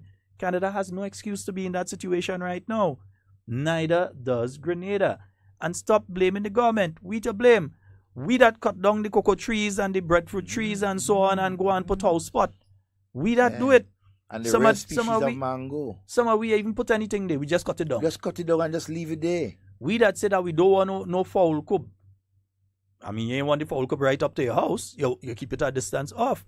But we don't want to mind no fowl for ourselves. We want to mind no fowl. We prefer to go in the supermarket and take out something from the freezer that might have been killed in the year 1986, for all we know. And that's reality. We next has a rating, It could have been killed in 1986. Look, it's happened. Look at some of the meat products that we import. Things like the hot dog and all these type of things that we consume. And so that is not healthy for us, right? But we find it's hard to go and pick up a yard fowl egg or so, and that kind of thing. And I mean, we need to do better as a people, and we need to support agriculture. Because remember, we spend literally millions upon millions of dollars on poultry and poultry products every year. Coming into Grenada. They do, even though you have eggs being supplied here, there are people that import eggs. Of course. Watch. Look, another thing I can't understand. Before you go, we have a caller. Let's take the caller. Good morning and welcome. Good morning, everyone. Good morning. Morning. Yeah, the budget was fairly good, man. We got this is the first time already opposition already attacked the budget. Usually there's an attack with the budget, but they didn't really attack the budget. They don't mention about they don't put nothing in agriculture, but at least that means they concede. Yeah, so far, well, all right. But as you're on the topic with that prices thing, I even covered before Ivan. Coconut oil is pay $8 for a bottle of coconut oil in the market. Don't talk for Mr. Coconut Oil now. No, coconut $20 from $8 to $25. Imagine that. Joke, and I say we don't importing coconut. We don't want manual coconut. Come on, man. I say we have to buy manual for coconut. Let's say we pay like we don't mind pay like $20 for $25. I think that joke on. And we wondering why so much imported oil is in our market. Yeah, we got the coconut oil is good for you, but at the price, but I think Granville getting for about 30, but in St. John's, I guess it might 40 or 14 in St. John's. And pay for 35. And all people thinking about that $40 you take it, you could take it and buy 4 big bottles of the oil that is being imported. You might paying for the local, but the pricing, the season growing right here, and you can buy that encouraging people to go and buy the foreign thing, we got the local thing, you got potato. You go in the market to buy potato, local potato, but you go and buy about 5 pounds of potato from the foreign potato with that money. You have to look at it. They say, but if you know, as I say, if you have to $2-3 over it, you don't mind pay that, but that's the exorbitant, man. They came to Scott. All right. Thank you, my brother. But Devon, when it comes to the coconut oil, I think we need to look at one thing. When Hurricane Ivan passed, it threw down a lot of coconut trees. Many of the people did not replant coconut trees. So on this island at this point in time, we do not have the amount of coconuts that we used to have before. So coconut oil is more of a scarce commodity than it would have been prior to 2004. For instance, those of you that remember passing through the Hope area, when you're passing through Hope area, if you're coming from town and you look on your right hand side, used to be one big coconut grove there. You're not seeing that again. 1 or 2 coconut trees there. Ivan knocked down a lot of them. I know in the area that I used to be in, Beaton, La Femme, and so on, there were a lot of coconut trees knocked down. In fact, I see 1 or 2 of them from Windsor Forest flying over during Ivan. They was flying over on the way to the sea. So Ivan, so I remember that. So afterwards, a lot of guys went and they get coconut and thing, and you had coconut oil, you had a surplus at the market. And so we used to get a lot of coconut from dry coconut. Dry coconut. So now you see a dry coconut itself, important ingredient in oil long for those of you non-Grenadians listening. For a dry coconut, now you realize it's a lot of money. I don't know how much it is for it right now. Probably about a 4, 5. Well, it depends on who and where you go to. But some of the people, I'll make a comment. Does overdo it. They're overdoing it, man. So I remember going and get coconut oil in La Poterie. I know there was someone that made a lot of coconut oil up in La Poterie, and we used to go there and get coconut oil and that sort of thing. But again, in this instance, it deals with supply and demand. Yes. And the supply dwindled after Hurricane Ivan when we got less coconut trees. The problem? How many of us replant with coconut trees? Those coconut trees didn't belong to the government of Grenada. They belong to you, the Grenadian people. How many of you took the dry coconut and replanted a coconut tree that by this time would have been in production? Yep, would have been in heavy production. Yeah. But a lot of persons replanted it, but one of the things that they did, a lot of persons replanted the dwarf type coconut that we use for the drinking purpose and the jelly, not the original coconut itself. So, for example, what a lot of persons did, to every 20 yellow coconut or so that they plant for jelly and so, they will plant 5 of the big ones. if you understand. So the amount that was planted within the last 10, 15 years is not so much matched up to what we had back in the time. Okay, we have a call online. Oops, we lost that one. Folks, we didn't even get the phone numbers. Yes. 440-7377. Some of you may be listening and you don't know the phone numbers to call in. 440-7377 and 347-329-3101. That's our overseas line. We kind of forget to give the phone number this morning. The discussion on the budget, and we're there right on agriculture. Good morning. Good morning to you, sir. Quite fine. Normally, in Nazareth, when Naz present the budget, did he go in full details? No, he never went into details. Budget speech. In fact, if you listen to the audio that we played on Tuesday, in it, he said that you don't go into details unless you are absolutely certain. He said it. You had a minister time in different ministry, they were going to full details of the budget. Right? So now, when I heard this man speaking, I wonder if that man really lose his memory chip. Right? I don't understand because the Prime Minister has to just really much, and then when the minister think in the budget, they go into full details of the budget. They dissect right? it. And they still don't even go into full details, and the ministers would just highlight different aspects of the ministry. But if they had to go into full detail, budget thing going on until next week. Yeah, a week, 2 weeks. Yeah? Yes, go ahead. You're there. Yeah. What I'm saying, they condemn everything. If you tell them 1 and 1 is 2, they will condemn it. Right? And they have nothing to offer. Right? We can look at everything. Actually, I don't get to work again because I have a smartphone. And then I just seeing the picture come and vote and see what thing job. Right? I see a young guy talk about the work and there is no work. And they just send the thing on people's phone. Right? You understand, Shella? What I'm saying, Shella, you see now, them now, they have nothing to offer. Right? So they only condemning. If you condemning a man, should you come with a better solution than what the man doing? Of course. Yeah. But you don't come with nothing. You only condemning and no solution. Right? I already see Dr. Mitchell is a man that's some problem. Well, NDC create problem. And every time NDC do the mess, NDC can clean it up. What I will see is the Greenland people, 2013, 2017, and we continue to go forward to help build our country, right? Because we care about our country and want to see our country go forward and not backward, right? So, thank you very much. Brother. Yeah, Devon, tell me one place in Grenada right now. If you want fresh duck meat, you could go and get a duck. No, I don't know. I don't think you don't have, but I don't know of any. That's what we've come to, and we're gonna blame for you not having that. I used to have ducks. When I was in Springs. I used to have ducks. You can't blame government. It's you that have your land. You that could do what you have to do. If you're saying that you want some sort of incentive to do so, here's the incentive: 1, remain healthy; 2, remain healthy; 3, remain healthy; 4, economically, it is going to assist you. Definitely. Yeah, it is going to assist you in an economic sense. We have to do that. Let's take this call. Good morning and welcome. Welcome. That's Sheldon program. Yes, my brother. Well, it's your program too. So. Well, I had to ask you the Sheldon program because I knew Sheldon big. So I had to ask again. You understand? Morning. Sheldon Henry B. You know. You know Henry B. Henry B. Yeah, Henry B. Man. Who's Henry B? In Tempe. Okay. Right. Yeah. One knows that. Yeah, I know who's that good. You understand? The best. You talking much about agriculture and the processing business. Yeah. I hear mentioning my stuff, man. And you know Henry B. dry home seasoning and them things. You mentioning that? Oh Lord, yes. Oh my boy. Brother. Yeah? Yes, oh yes, I met you at the thing. Yes, okay, yes. You are one of the best chef I ever met too. You understand? And the thing about it, I know they put government putting out a lot, and I know definitely they're helping us a lot. And what's over there? Even if they talk about the honey, I don't sell honey from a guy up in St. Patrick. I don't even sell them kind of price. People selling $80 price. I just sell like $28 a bottle. Of course. And our local honey. That is price. That is good price. You understand?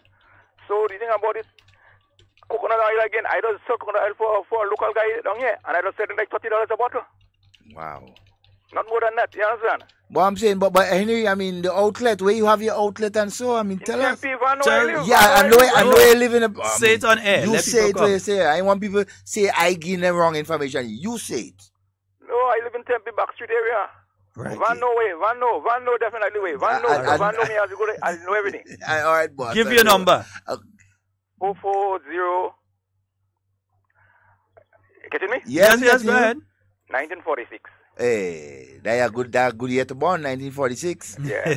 440 Let me home 1946. here and well, how come me home? Because I always home because that's what I'm doing. You understand? Okay. In the garden and everything, even chicken and thing, I just do poultry like boilers and thing. I just sell like $6 a pound. Yeah. Definitely. And Christmas coming, they're gonna need it. I forget everything about you and your operation, boss. You understand? My apologies. And a man like me, you know, A man I like supposed to you. be pick up all the while, you know. No. You understand? You understand? And between me and you, green like me.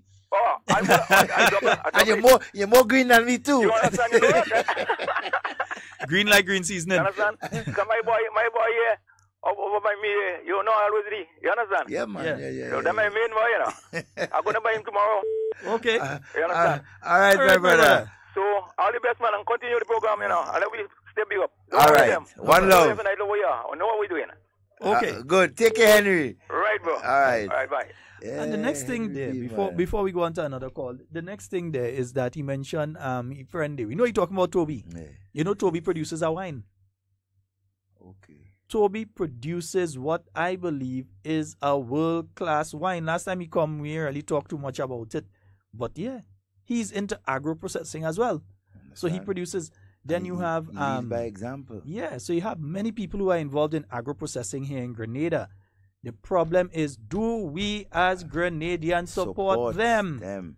Yeah. Exactly. Look at Henry B. I mean, Dry Sea. Oh my God. Yeah. And he's somebody that been doing all these things for years. Yeah. Right there in Tempe in Back Street. If you look in Mount Parnassus, I believe that area is, Ian George. Yes. Has what I Poultry. believe would be one of the largest fowl farms on the island. I know Christmas is coming up. He's going to have a lot of local chicken available. I know the supermarkets tend to buy him out. But you could contact Ian George. Yes, Ian George with the Barnacle newspaper. You could contact him. Yeah. And I believe there's one somewhere going up Closure somewhere there. There's one. Yeah, is Closure area? No, but you have one in St. James. I think so in Closure. But Yeah. one in St. James, a newly built one. I think, what's the name of it? Oh my God. It's a name all over the place. Somebody go call and Yes, say. it's right up in St. James. It's a massive one. They do pigs, they do fowls, and so they do agricultural produce. Yeah. And so, I mean, and Let's just clarify something here. And one of the reasons we're into this is to understand this.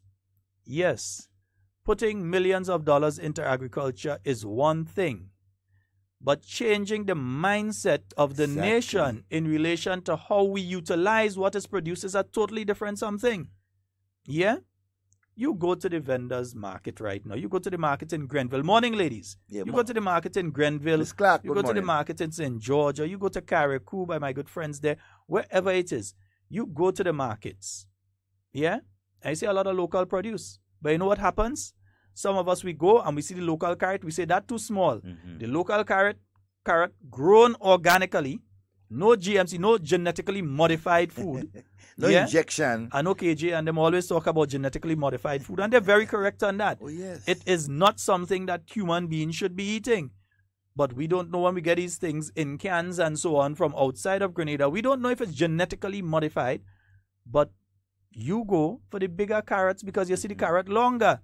Exactly. But when you keep it in your fridge, it could stay there for 3 and 4 months, nothing happening to it. You think that is a good thing to eat? And you're asking why you're seeing cancer rates as it is right now, as when you compare it to the 1980s or the 1970s, those kind of times, you're asking yourself about the cancer rates and that kind of thing. You just look at the local carrot and leave it, you know. Telling you. You just look at the local chicken from Ian George or the eggs from Mr. Richard McPhail. And Mr. Hudson McPhail. From and Hot Wax and these guys and them. You just look at those eggs and pass them straight and go in the supermarket and go and buy the one that come in from somewhere else. And you're getting them, they're more healthier. You're getting them cheaper and everything. And you're supporting local. By the way, Christmas coming, so make sure all you organize all your eggs. Call Richard and them and call Ian George and them and get all your eggs and them. Organize all your eggs. This kind of last minute thing, everybody That are don't looking work for in. egg. That ain't working. That don't work Organize in. all your business early, pay for all you have to pay, do all you have to do, organize all your egg and them early because I'm telling all you, this thing does go. I Egg, know sugar, how- and cooking gas. You know those three things? When Christmas reach, you can't Yes. find them. And And they're flour. done fast. And eh? flour. Yeah. Eggs, cooking gas, flour, sugar. Yeah. White sugar. You just can't find them things. Well, So get them I know early. I know a man has hot wax stocking up on eggs in September. You understand? For the Christmas. Mhm. And still for all you won't finish, you won't have enough. You have a Good morning and welcome. Good morning. Brother. Hi. How are you going? Good morning. my- Oh boy, your phone giving a problem this morning, man. boy. You're not in Melbourne? Yeah, we're a little Yeah. better now. Yeah, go ahead. That's a very interested program. Oh boy, it seems as though you're I in a... could remember. My mom used to use the okra seed, the dry okra seed, and make something like a dry okra seed. Yep. Oh boy, And caller, people commenting- you may have to call us back Yeah. because we every other word we're missing, so we're not Yeah, we understanding can't what pick it you is you're saying. I think your connection, there's a problem with your connection.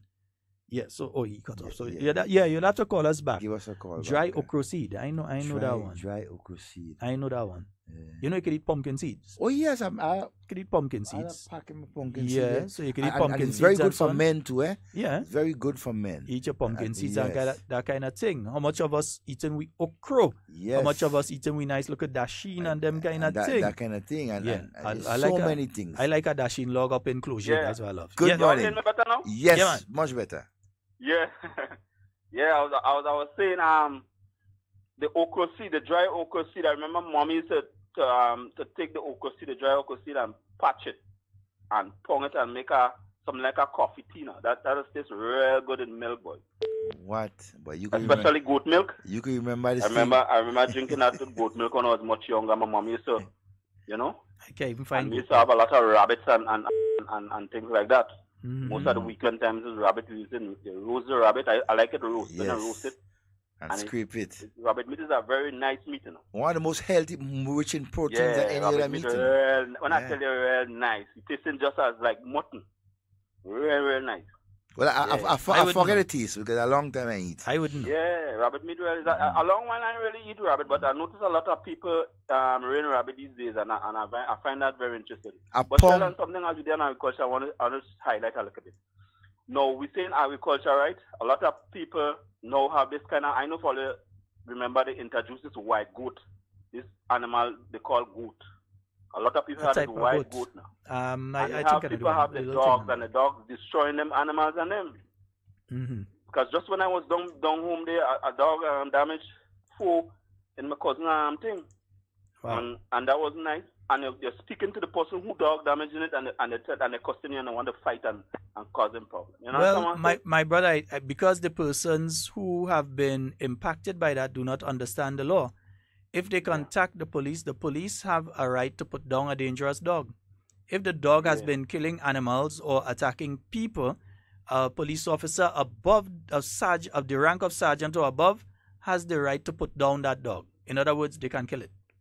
Yeah? Yeah, but you see, the stature, sometimes the stature of the person, sometimes they feel they're Dan- above the law too. Now. Dangerous dog They is could dangerous invade- dog. They could invade the police too, you know. Some of Well. them, the stature, based on the job they do and the way they carry themselves now, the police might give in to them now. Well, I see but that happen a lot of times. with some of the police Understand? officers, I know by the time they talking to the police, the dog would have been dead. Yeah, because what I see, I mean, that's not good because a lot of people have this. I know for no, Yeah. a lot of people have this kind of white goat. Was an initiative by the government, I think, to Mhm. give somebody a goat. I think and I then, miss a like bowler how and they them. say if I'm about not the rabbit, mistaken. Mr. Melampere, and then they give, but there's a lot of people in the area where I live down. They have a lot of this goat on them. Yeah, and- it's and a new nice, breed. The goat nice, growing up nice, and they can't afford to fence the area in order to have the goat, secure now. Because it's poor and humble people. Mhm. You understand what I'm saying? So we talking agriculture and then the dogs and them eating up all them goats and them. You understand what I'm saying? Yeah. That's not And good. people are unfair, they're very unfair. Because when they talk to them, they want to cost you, they want to fight. You understand? So that's all I have to say today. We good over here. Okay. The sun is very hot in Tobago today. All right. All right, my I did brother. listen- I did listening to all. I just want to say hello to everybody. I can't call name too much name to mention.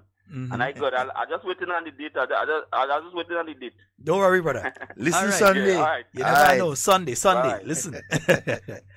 Yeah, we say that. Listen, Sunday. You never know what will happen. And Sunday. in agriculture too, as we thinking, this whole question of two things: the predial larceny and the whole question of the animals, that the dogs that go around killing the sheep and goats and so. I think again, one of the problems, and people keep screaming sometimes, tougher penalties. It's not tougher penalties. There are tough penalties already on the law books. The problem is the application. And again, not even for the police who do their jobs and send some of these things to court, but it's when it gets there that a judge decides that they're going to, I mean, you send a man to prison for how much months for 4 coconuts or something like that and tell him how much $100.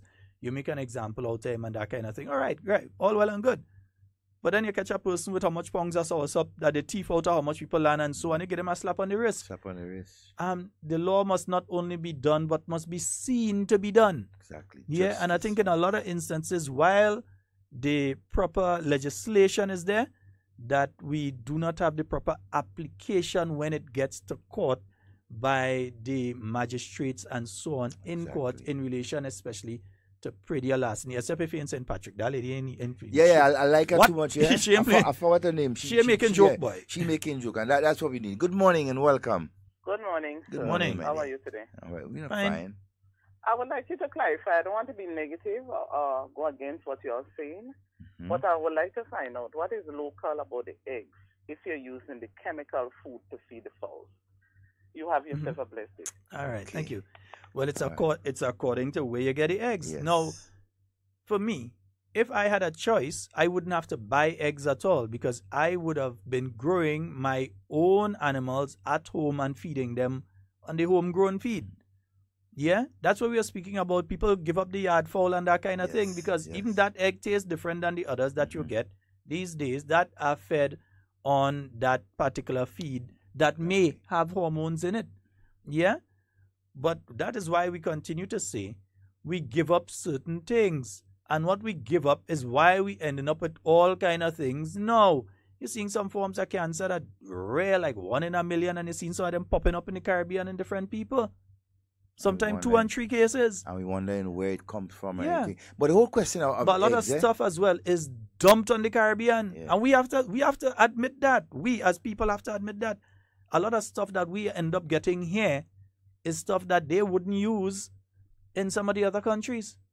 And then I'm blaming some of our business people too, who bring in some of our substandard goods to sell for our people. But anyhow, that's a whole nother topic. Yeah, that's another the whole question of the eggs. We are encouraging persons to grow the yard fowls and consume the eggs, right? And so from the yard fowl, hey, there are eggs selling that that is artificially, induced but and so. You have to be careful now, you know, to have fake eggs. Of course. So that is why the yard fowls, we got to go back to the yard fowls and have your 2 and 3 hen and the 1 cock in the yard. You have fake rice too? Well, yes, you have fake cabbage and all too. So we have to be careful and mindful not yet. We haven't found all the things that we consume. So with the eggs, we are asking and we are telling people, look, go back to the local and so and support the local. Do it yourself. It costs you less and you remain more healthier. Yes. And folks, it's now 33 minutes after the hour of 11 o'clock, reminding you, all roads lead to Carlton Junction on a Sunday. It's going to be a wonderful one. It's going to be the 3 sisters. In fact, let me get a little touch of the little ad and that. Yes. We are proud of the powerful women of the new National Party, and the journey for the return of the St. Andrews Big Three begins Sunday, December 3rd. The first joint launch of this campaign is at the Carlton Junction at Sky High. Come witness the triumphant entry of sisters Delma Thomas, Yolande Bain Hosford, and Emlyn Pear, plus a special appearance by the latest addition to the sisterhood, Kate Lewis.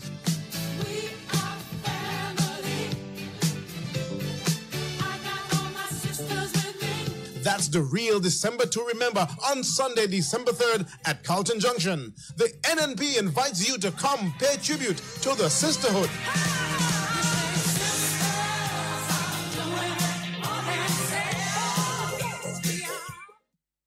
Yes, indeed. So, yeah, I will definitely be there to support the sisters. Huh? Well, that is in my backyard. Yeah. So you don't have to ask if I will be I'm supporting the big sisters. I'm supporting the little sister. I'm supporting all the sisters. The big sister is my MP. Yeah. Right? The second sister is a darling to me. The third sister, oh God, another darling. Well, don't talk about the last sister. Yes. So I have to be there. And not only that, caring people. Very caring people, loving people, family oriented. People who would not do certain things that some other people have been doing. And what is thing about that, man? I know that these women from St. Andrews, the 4 sisters, they will encourage all women to tag along their husbands and their men with them. You understand? Definitely. And folks, remember the number 440-7377. I believe we have a caller online. Good morning. Morning to the panel. Good morning. Yes. The budget presentation was for the fiscal year 2018, right? Yes. Could you give me a little insight as to the performance of the last budget for the past fiscal year? Well, the last budget was very successful in that it exceeded expectations. It exceeded expectations in several areas. I don't want to go into the exact details because I don't have the document in front of me to go figure to figure. But what I can tell you is that the targets that were set, what was set was a realistic budget in 2016 for 2017.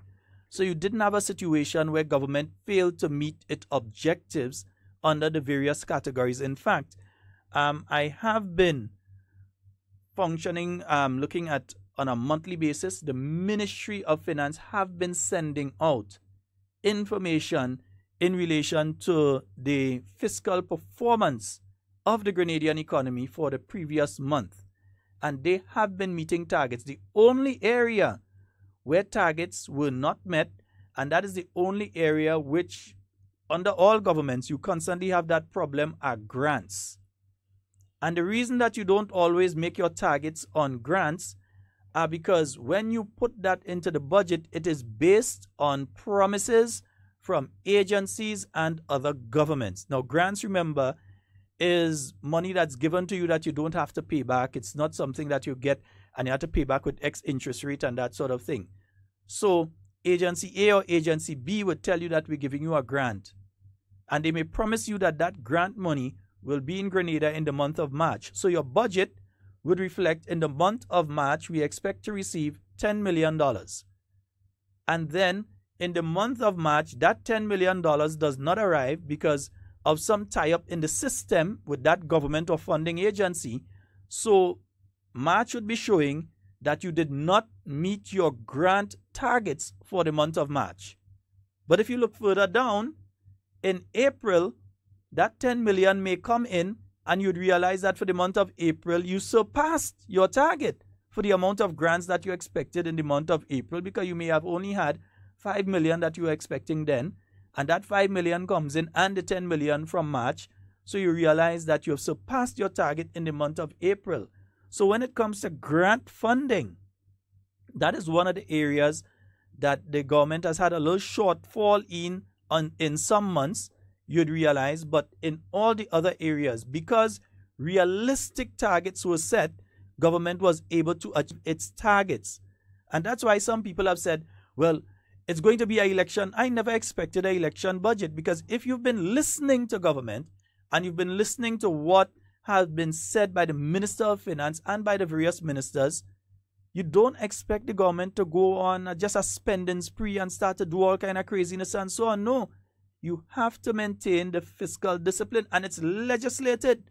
The government didn't have to do that. They didn't have to go and put things in place to say that we have to maintain the fiscal discipline. They could have leave that out.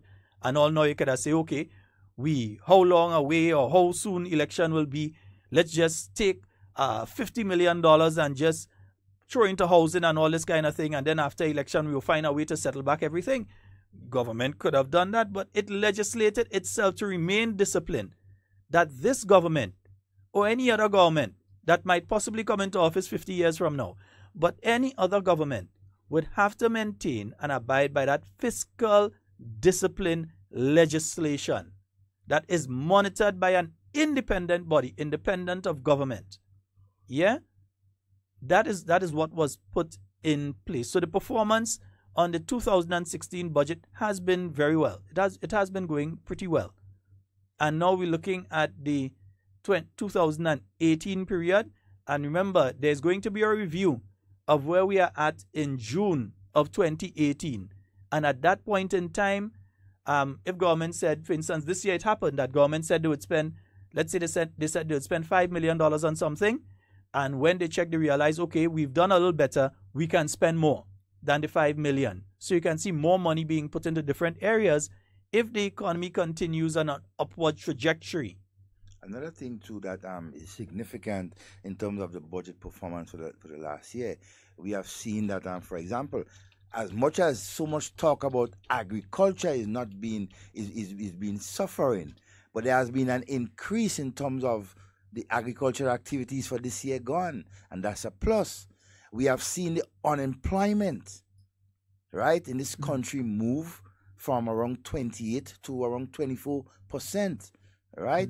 That has happened within the last year, right? And there are a number of things that are responsible for that within the whole year cycle, right? And so in my view, I think that the government has reached, if not all of its targets, but has definitely gave a good showing of itself for the last budget, the 2017 budget, and so, and is moving in to 2018 with another realistic budget, and so, and despite all the difficulties and so in terms of grants, and then as you rightly said, the fiscal legislation has been put in place so governments can cap their spending. They will not be abusive and so in their spending. Being part of government service before, and I'm speaking now even previous to being a junior minister within the government, previous to that as well, you knew that at a certain time of year, around this time of year, when budget was being prepared and so, and you had little shortfalls in different areas, you'd prepare a special warrant and you just ask for more money. That has been stopped. You ain't no special warrant again. Yeah? You either have the money or you don't. There's no special warrants to say that you could just decide that you're going and do something all of a sudden, something that was not planned, something that was not budgeted for. You just decide you're going and do that, and all of a sudden government have to find money and issue a special warrant because you were continuing to put yourself in a financial hole doing that. But something, just a little something aside, as I was speaking about these things, Devon, there's something that I realize has been happening that Grenadians need to take note of. There are a group of people in Grenada that want the average Grenadian to be depressed, to be angry, to be upset. So whether it's the farmers that they start to say all these negative things about the farmers and wouldn't tell the average Grenadian, yo, we are part of the problem too and we have things that we must change to move agriculture forward. Exactly. They wouldn't say that to the average Grenadian. They wouldn't say that to the average Grenadian. It's not in their interest. It's not in their interest to do it. They want interest. Exactly. They want the average Grenadian to be upset. So you have a job fair at Silver Sands. One, they try to dissuade people from going. What you're going down there for is only 100 and something job. What you're going there for, a person who has an opportunity, he's sitting at home, has an opportunity to gain meaningful employment, and they are being encouraged by certain individuals not to go. What you're going down there for. That's the first one. When people still went down last week, these individuals who want people to be depressed and upset start to cuss them. All you too stupid. What you go there for? All you too dotish, and calling the people who went to the job fair. These people are not thieving people thing. They ain't breaking in people's place. They ain't prostituting themselves. These people are making trying to make an honest living. And for them to be cheered on and say, bravo, you're trying. Let me see how I could help you. You have individuals cussing these people for trying to make use of an opportunity that has been presented itself simply because that opportunity has been presented under the new National Party. Note something, It's not that the opportunity has been presented. It's that the opportunity has been presented under a new National Party government by an initiative that was started under the new National Party government by the new National Party government. Yeah? That is what the problem is. I've been listening again. You have the call centers. I've been taking in more people and so on. And this is one thing. There are lots of people out there who just don't want the call center job because they want to be able to go bananas on a Tuesday. Yeah, they want to be able to go online. They're competent, they're capable, they could do it, but they ain't going for the work. But they are taking in more people in the call centers. You had KM2 Solutions just day before would have expanded, and they did their official opening at that new section and so on.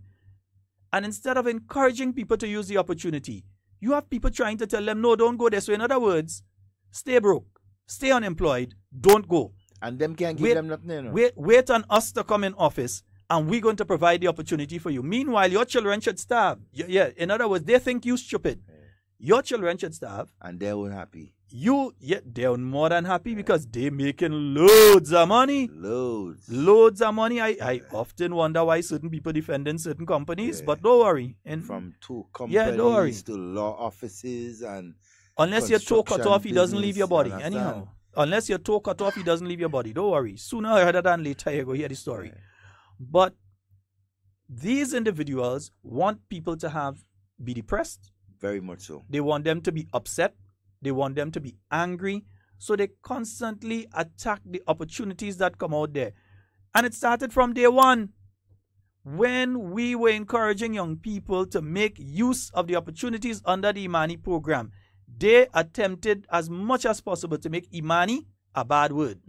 So people will tell you, man, you are all Imani, and that's like cursing you. That's what they were attempting to do.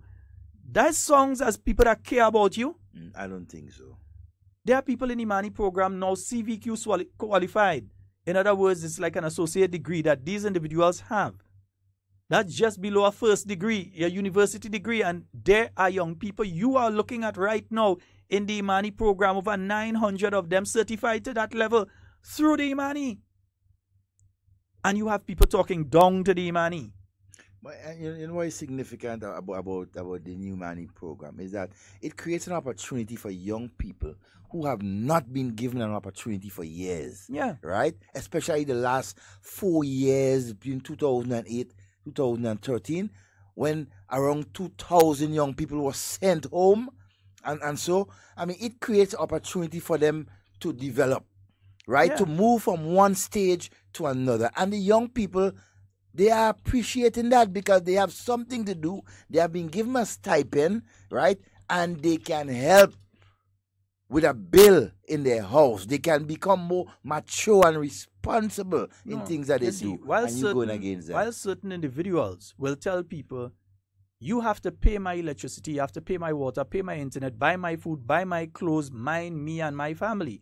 While certain people would tell people you have to do that, when other people are looking to gainfully go out and work and make money for themselves, you have the people who they're begging for money. Like every day. leech. Telling, exactly, say it again. They're like leech. Right. Political leeches. Political leeches. While you have people like that telling people, the young people who looking to improve themselves and properly themselves through hard work in the Imani program, or trying to get a job in a Silver Sands, or trying to get a job in the KM2 Solutions or the Clay Harbor or wherever, trying to dissuade them. So they must be stupid. They mustn't listen. They must stay home and become depressed and say government ain't offering any opportunity to it. Opportunity is there, you know. But saying government ain't offering no opportunity to us. Stay home and get vexed. Ladies and gentlemen, be very careful with individuals like that. Oh, yes. Be very careful with individuals like that. You see, and they because they don't care about you. No. They see you as nobody. And they would not tell the youths what this government has in store for them. For example, look at the young people in Montreal who is about to get a facility ready-made for them to produce and develop their skills in carpentry, right? They were able to produce furniture for the different schools around the island. Isn't that what we want to see happen? For our young people to be empowered? But they wouldn't tell you that. Well, see, it's an attitude, and the attitude stems from the top of that political organization called the National Democratic Congress. Because let me tell you something. Don't look at the issue with the young lady in Karaku as a non-issue. Don't. It says a lot about the character of the individual Victor Nazim Burke. It says a lot about his character. He sees that young lady as, who the hell is this dry-foot little girl from Karaku to talk to me I's Nazim Burke.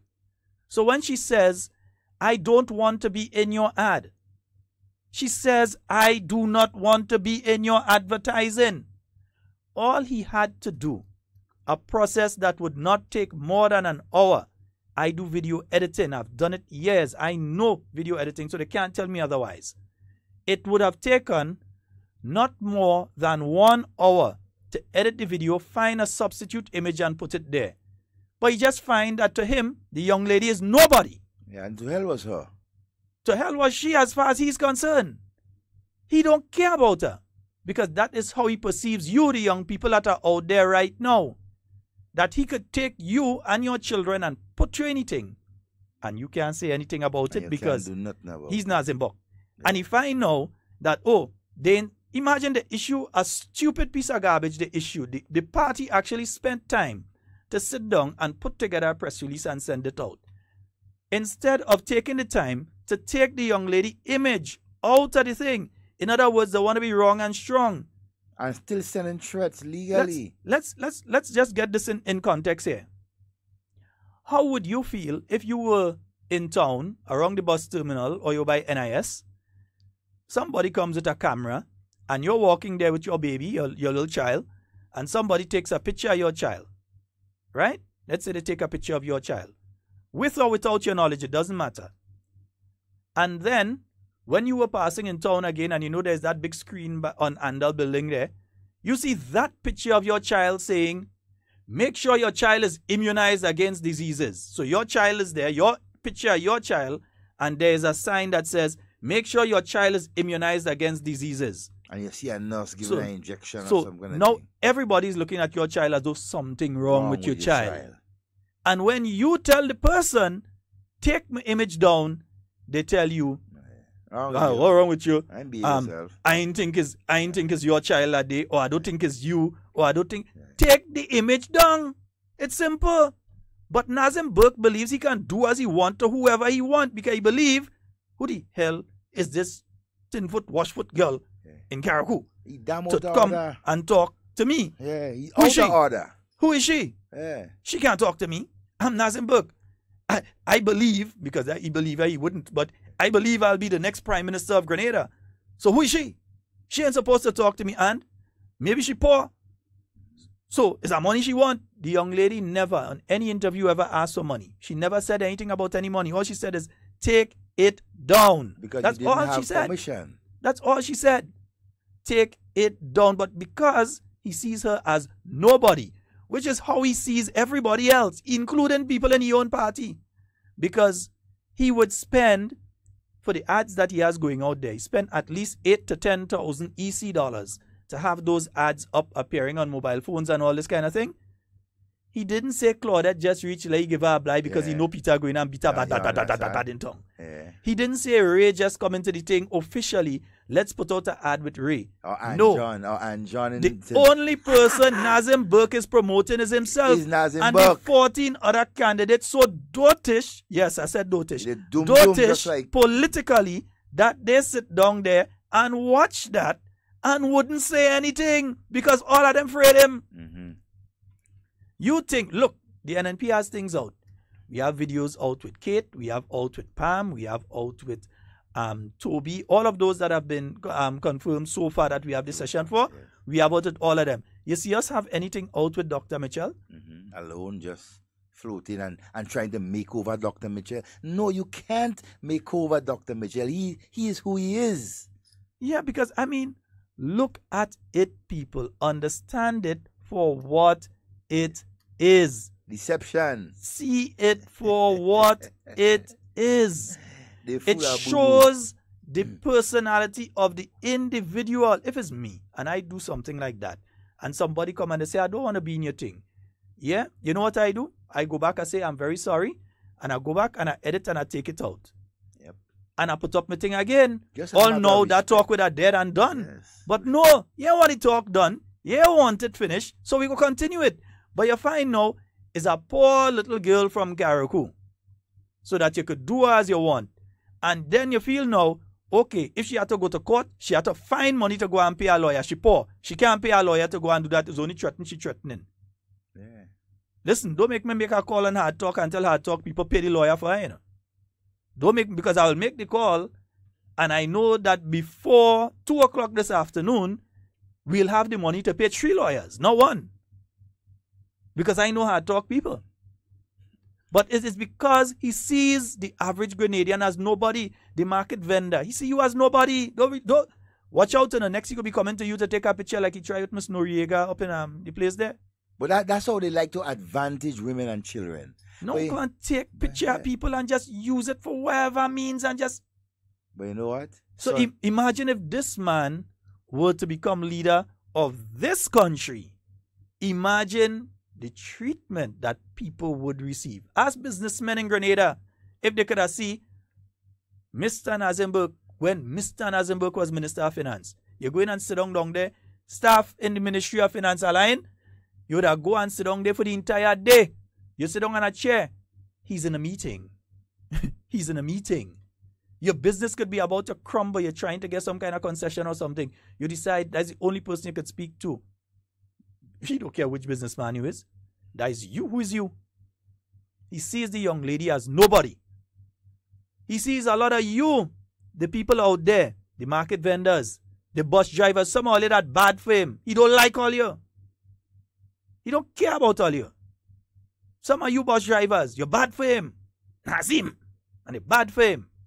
What are you treating a young lady in Karaku? Something that could have take 1 hour, less time than it took the NDC to hear about the problem, write a press release, and try and issue it in relation to the issue, to that particular issue.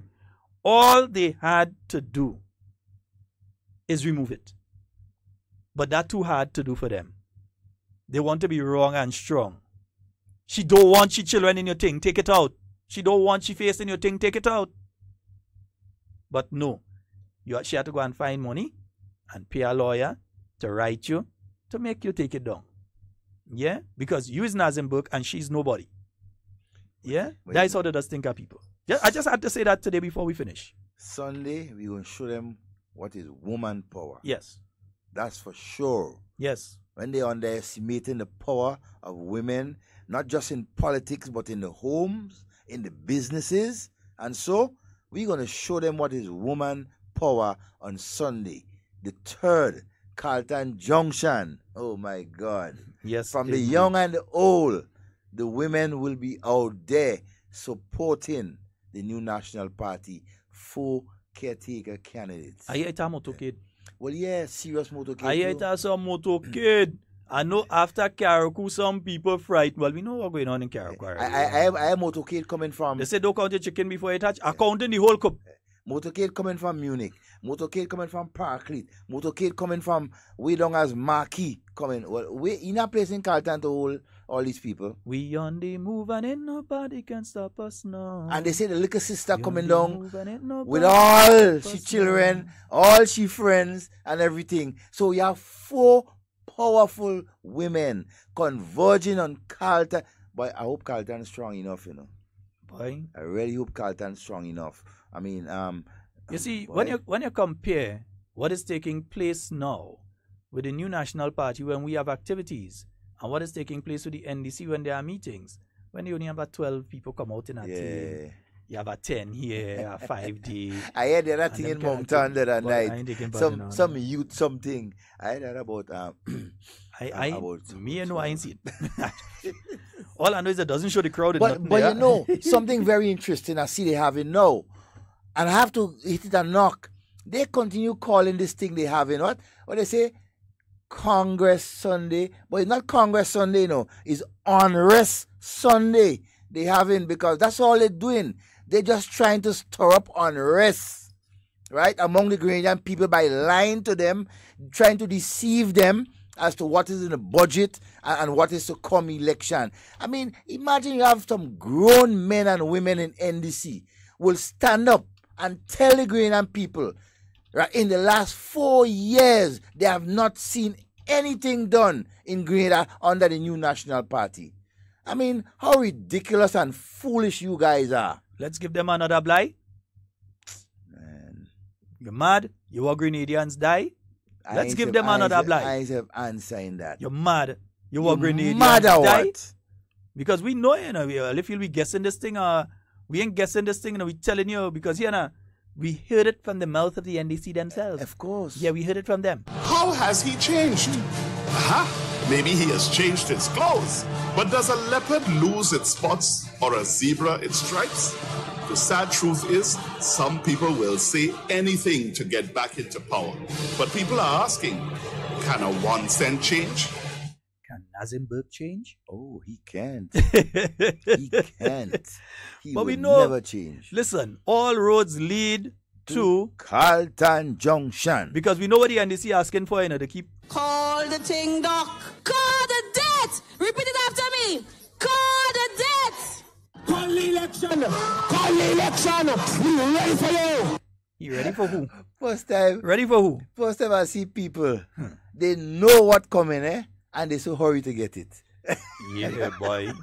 Listen, but I agree them to it. We gonna lead the people with a poem and thing today, man. They want to all you don't tune off and stations don't tune off. Take the poem. Take the whole poem. Stay tuned. Yeah, we dropping a piece of dub poetry. Take the whole poem. Listen to it. it. Right. That's all the time we have for Hard Talk today. It's been wonderful being here. And whatever you say, whatever you do it safe and secure. We want to be speaking to and with you. And not about you. We love each and every one of you. Looking forward to seeing you all in Carlton Junction on Sunday. And remember, for those of you outside of Grenada who can't make it, yeah, we know some are flying in, but those of you that can't make it, it is going to be available via the New National Party Facebook page. It's going to be on YouTube, Mr. Technical Man on YouTube. Yes. It's going to be available on YouTube, the New National Party YouTube page, the New National Party Facebook page, our other Facebook pages like Hard Talk and so on, and the individual candidate pages. Yep. It will be available via those and on several radio stations, 89.5 definitely, 91.5, 91.9, I believe 93.9. So definitely you will be hearing it. I'm not sure if 97.5, I know they usually have a program that they have to bring on a Sunday at a particular time. So they're bringing it. Yeah, so they will be bringing it. Karaku, 92.9, they'll be bringing it as well. I am not sure if my friend in Brooklyn will bring it live, but if he doesn't bring it live, knowing Wade, he'll play it after. And Wayward Wade, yeah, tomorrow morning, market time. And don't wake me up, boss. What right. Market time in the morning. But anyway, let's give them another blind. Yes. Facebook say the yellow parties out there begging for vote and money from the poor and the greedy, like they have bad memory. Let's go. Why this Grenadian politics full of kicks? Some politicians full of tricks. I spoil the country, all man want to fix. It's right there on the village block. With all the old politics talk, we become so wise and intelligent. We are now great political students. We are political scientists. We do political analysis, so don't bother come trick us with this. No more economic crisis. But right now I'm baffled. Seems like Grenada in a raffle. Yellow people want another chance. They're begging for one more dance. So let's give them another blind. No, you want Grenadians cry. Let's give them another blind. You're mad, you want Grenadians die. Why this politics thing? In 2008, we all knew when the wind of change blew. So no need to remind you. Some say the victory took them by surprise. So we were worried about them guys. At night we couldn't even close our eyes. Then they began to govern. All kind of things start to go on. My brethren say there was no real leader of the country. All man had authority. Now they're asking for another blind. No, you want Grenadians cry. Let's give them another blind. You're mad, you want Grenadians die. Despite all the transparency and accountability, we had a stagnant economy. Straight home they sent all e-monies. And very late, they paid the salaries. Mixed feelings we were getting. So we sat there watching and waiting. But nothing was coming. Like the blind was leading the blind. Remember Glenn, everything was in the pipeline, while Uncle pretend everything was fine. Now they're asking for another blight. No, the one brigade has cried. Let's give them another blight. You're mad, the one brigade has died. Things start getting worse, and we waited patiently for the pipe to bust. But them people didn't study us. The government started mashing up, while the big boys in town were playing and dancing top. Pax. Church first idiots. Glennis, Joe and Hood, they weren't in the yellow mood. They were sent home packing, but Naz and others were smiling.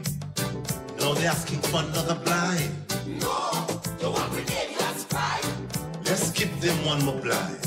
You're mad, the one brigade has died. They say Peter was the traitor, but by then we couldn't bother. We just wanted back Jonah. Man start getting desperate for the next election date. We couldn't wait. We had to decide our fate before it got too late. Then Uncle Tilly called the date, but now they're asking for another blight. No, the one brigade has cried. Let's give them one more blight. You're mad, the one brigade has died. It was the hour of rescue, so plenty of us waited patiently in the queue. We took bus, plane and boat just to go and vote. Saving Grenada was our sole agenda. So 15-0 would not have said it better. But they're asking for another blight. No, the one brigade has cried. Are we giving them another blight? You're mad, the one brigade has died. Just one more blight. No, the one brigade has cried. Just one more blight. You're mad, the one brigade has died. Just one more blight. You're mad. Cause if they don't get this blight, Yellow Party will die. We are proud of the powerful women of the new National Party, and the journey for the return of the St. Andrews Big Three begins Sunday, December 3rd. The first joint launch of this campaign is at the Carlton Junction at Sky High. Come witness the triumphant entry of sisters Delma Thomas, Yolande Bain Hosford, and Emlyn Pear, plus a special appearance by the latest addition to the sisterhood, Kate Lewis.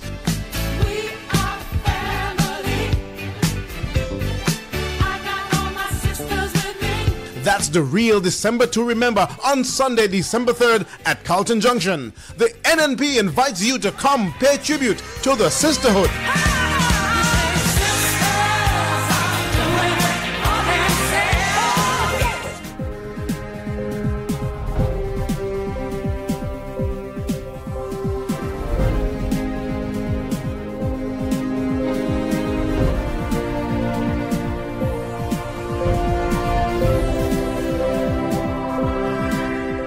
Grenada could have its first emergency medical response unit soon. Details to this story and more in the National Report.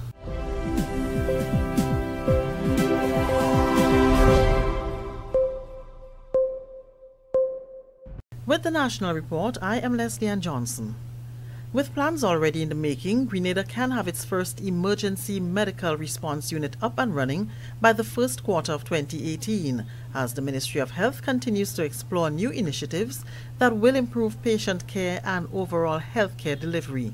Kevin Frederick reports.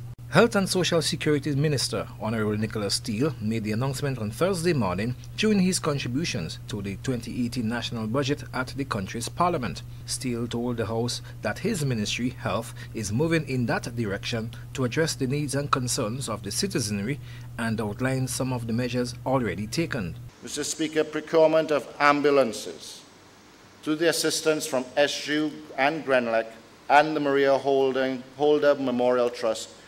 The Government of Grenada, through the Ministry of Health, is in the process of procuring 4 new ambulances, Mr. Speaker. 2 have already arrived and 2 should be arriving within the next couple of weeks. These ambulances are expected to be deployed to bolster our emergency response within the communities and our hospital services. It also signals our intention to collaborate with key stakeholders and citizens and to establish sustainable emergency ambulatory care service in Grenada. Planning for this service is ongoing and is expected to be implemented during the first quarter of 2017. According to the island's health minister, the ambulances would be based at one central dispatch location. Mr. Speaker, what this means is that there will be a central facility. When someone calls for an ambulance, there's one number nationwide to call for an ambulance. There's one central location where the call is received, and at that location there is an awareness of where every single ambulance is on the island and how to direct an ambulance to a specific person in any area of Grenada, Carriacou, or Petit Martinique, Mr. Speaker. Health officials say that the unit, when fully operational, will be staffed with professionally trained personnel and professionally managed to improve emergency response time and quicker access to medical services that can save lives. For the National Report, I am Kevil Frederick. The Grenada government is undertaking a major initiative in the St. Patrick area that is expected to drop the unemployment figures in that parish and, by extension, Grenada. Making his contribution to the 2018 budget on Thursday, MP for St. Patrick West Anthony Boson said this is expected to bring real benefits to young people in Grenada. This government has taken the bold decision to purchase a 3-story furniture factory building owned by the McLeish family and mortgaged to the Grenada Development Bank. And it has been agreed, Mr. Speaker, that this furniture factory that is located in the Montreat-Snellal area will be transformed into a national center for skills training of our young people, Mr. Speaker. A national center. But even more, it will be used as a national center for the production and repair of all furniture required in our schools throughout Grenada, Mr. Speaker. And we know that the demand for school furniture is a $1 million plus business. Therefore, we are looking at a productive enterprise and not one that will be dependent on government subsistence, Mr. Speaker. A training program will soon begin targeting more than 60 young people, many of whom will be employed in the facility, which could begin operations early next year. The potential spin-off, Mr. Speaker, is great because we are talking about furniture making for schools, we're talking about logging, we're talking about transportation, you're talking about actual production, you're talking about marketing. So many activities, so many spin-offs, Mr. Speaker, from an activity like that. I anticipate hundreds of jobs, but I do not want to be selfish. The center will not be only for St. Patrick, it will be a national training center. So anyone from any part of Grenada wishing to be trained in the modern art of furniture making will be able to come to that center right in Montreal and be trained, Mr. Speaker. With all that will be put in place by government, Minister Boson says he can see unemployment falling below the 20% mark. Meanwhile, more employment opportunities are now being created with an expansion of the KMT Solutions call center, which operates from the Simoon Industrial Park in St. Andrew. With the expansion, there's a projection that more than 500 individuals will be hired. As it's a living testament of KM2 Solutions' commitment to continue its growth here in Grenada. In the Prime Minister's recent budget, he indicated there's been a decrease in the unemployment rate. We would like to think that KM2 Solutions would have certainly contributed to that success. Grenada's expansion adds to the operations of the company in several other Caribbean islands and in South America. Prime Minister Dr. The Right Honourable Keith Mitchell says with the expansion of the company, this will be reflected in various rural economic opportunities for hundreds of Grenadians. He extended his government's support to ensure the expansion is a success. The expansion here today is not just about the jobs for the young people, it's also about expansion of economic opportunities in the rural part of our country. Because historically our country has, most of our employment opportunity has been in the south of the country. What has happened because of this? there's been tremendous movement of people to one part of the country, creating a lot of social problems, whether it's water, housing, infrastructure, general infrastructure. It has been a problem. So the necessity to provide opportunities in other parts of the country, particularly the northern part. CEO of KM2, David Crace, highlighted what he termed will be a new perfect storm in Grenada. That perfect storm, and you can see it in the economics of the U.S., unemployment rates are going down significantly. We're probably at about 4.1%. That's considered full employment. We're also getting wage increases. So what do companies in the U.S. do today? They can't find employees to grow. Their costs are going up. They are looking to nearshore for a solution. And we as KM Squared are the largest nearshore provider of BPO services. And where best to put it? In our best center, right here. KM2 Solutions opened its doors in Grenada in 2010. This is the National Report. More news after the break. Logos Hope, the world's largest floating book fair. Come and meet the volunteer crew from more than 60 different countries. Browse through and purchase from our collection of over 5,000 titles of books. Tour through the Journey of Life display. Enjoy a delicious treat in the International Cafe. Ask about tickets for onboard events. And chat with one of our crew about life on board the Logos Hope. See you there! The gains made by the NNP administration since returning to office are evident in every sector of the economy, so says Economic Development Minister, the Honorable Oliver Joseph. He was making his contribution to the 2018 budget, which is being held under the theme Safeguarding Our Gains and Continuing Our Progress. The gains are there.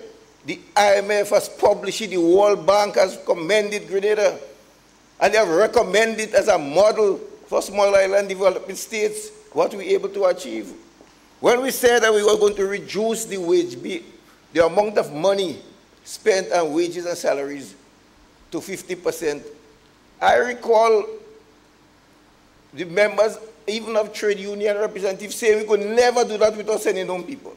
So the only how we could get the wage bill down is to send home workers, because countries nearby, neighboring countries were sending home workers to reduce the wage bill. And we said, we will not send home a single worker and we'll get it down to 50%. We got it down to 45% without sending home a single worker. That is the gains we're talking about. Minister Joseph says Grenada's progress continues to be supported by the World Bank and the International Monetary Fund. The unemployment figure from 40% to the latest figure of 24%. That is the gains we're talking about, Mr. Speaker. And that is the gain that we need to preserve. These are the gains in 3 years structural adjustment program, 3 years, I remember the opposition party saying the time is too short, the measures is too harsh. This should be a 10-year program, not a 3-year program. We did it in 3 years, we did it in 3 years and achieved all of the targets that were set. From all indications, the second annual Grenada Invitational could be even bigger than the first event. Sports Minister, the Honorable Anthony Boson, says some of the big names in athletics are already expressing interest in the games, which will be held in April next year. Because, Mr. Speaker, some of the top performers, including Justin Gatlin, has already booked and confirmed that he will be in Grenada for the 2018 Invitational. And we know that he edged out Usain Bolt in the World Championship. So he will be here. In addition, Mr. Speaker, for the first time, Cuba will be sending a contingent of athletes to participate in the 2018 Invitational. And therefore, we can look forward to bigger and better things come April 2018, when the second Invitational will be staged. And that's the National Report. I am Leslie Ann Johnson.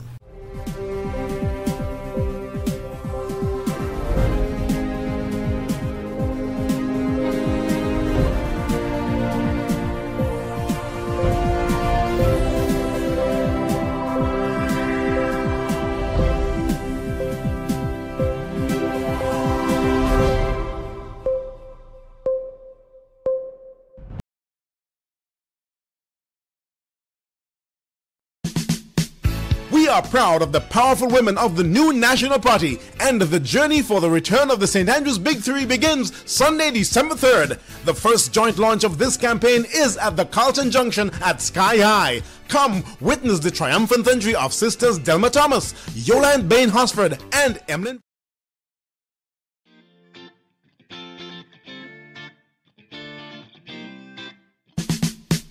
We are proud of the powerful women of the new National Party, and the journey for the return of the St. Andrews Big Three begins Sunday, December 3rd. The first joint launch of this campaign is at the Carlton Junction at Sky High. Come witness the triumphant entry of Sisters Delma Thomas, Yolande Bain Hosford, and Emlyn Pear, plus a special appearance by the latest addition to the sisterhood, Kate Lewis.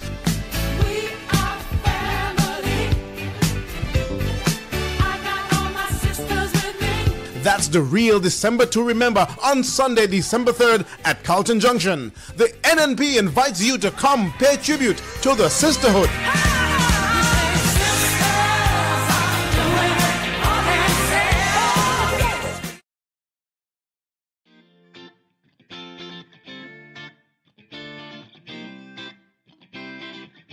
I come from a very humble beginning.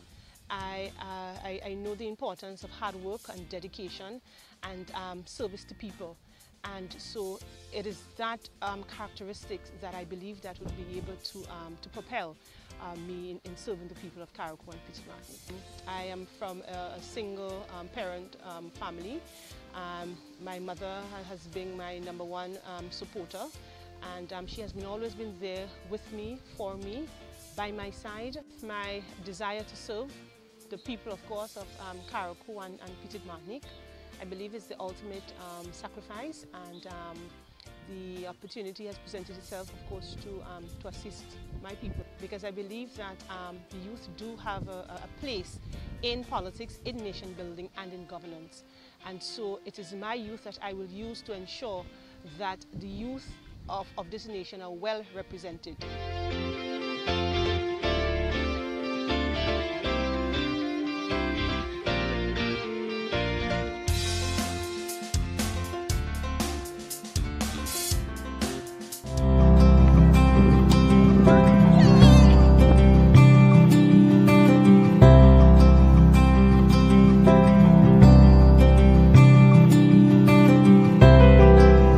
It is an opportunity where I can be able to make a difference in the lives of many persons in the constituency and also Grenada as a whole. I am prepared to give of service to the people. My whole life has been one of service. So this is another opportunity where I can go out there to help improve the lives of people, the standard of living and the quality of life.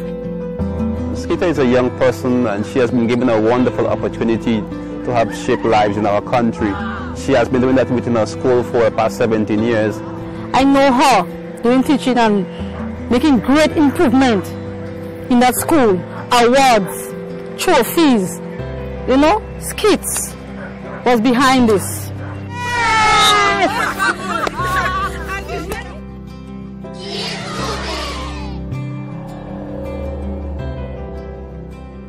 Well, I've learned quite a lot of lessons.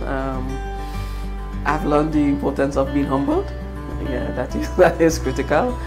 It has also been reinforced the importance of listening, you know, because in order to serve people, you have to know what it is that they want. You have to understand their needs. You have to listen to their needs. You have to question, and you know, you have to care. Fundamentally, you have to care about each and every person that you come into daily contact with. The best part of the program has been learning songs. So St. Patrick's East, all of Grenada, support the new National Party. Let the progress continue. Let's keep moving.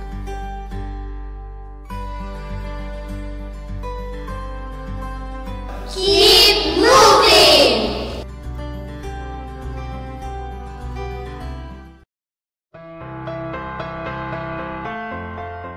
5 years ago, we started an incredible journey together. We dreamed and we strove to achieve. We are happy with the success we have had, but not content. The arch of progress is bending in the right direction in St. George Northeast, and many people have benefited.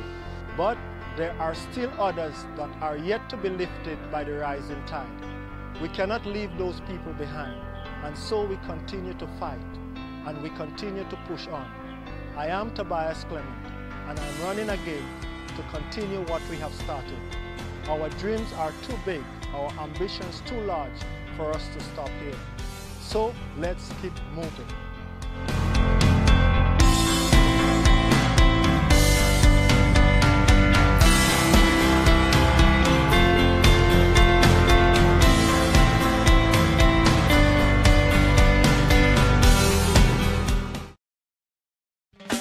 Building a stronger economy means all Grenadian workers benefit, those who work in the public service and those who work elsewhere. Now that the period of shared sacrifices is over, the benefits must be shared among every Grenadian. More money for house repair, more money to improve healthcare, more money for training, more money for education, and yes, more money for public servants. $55 million in various payments. We are the Grenadian family looking out for each other. And even as we fight for ourselves and our families, we always remember our neighbors. We forge ahead together. We got to come together, learn to love your brother. I am Kendra Matthew Stewart, and I am honored to have answered the call for service. The people of Carriacou and Petite Martinique are dear to my heart. I have grown up in a time of expanded opportunities, showcased by the fact that I have had the fortune to study and become a professional. There are many young people who seek the opportunity that I have had, and I want to be a part of that movement that helped open up new doors. It is the aspiration of ordinary people that inspire this new journey of mine. As my generation rises up to service, you can surely count me in. I am Kendra Matthew Stewart, and I am running for you, the people of Carriacou and Petite Martinique. Keep moving!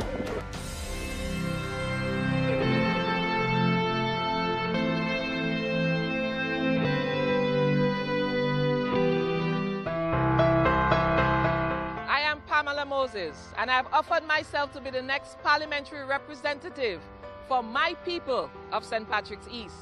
I see this as the next step in my life journey of service to people and my determination to give back to my community, a community that has always lifted me up.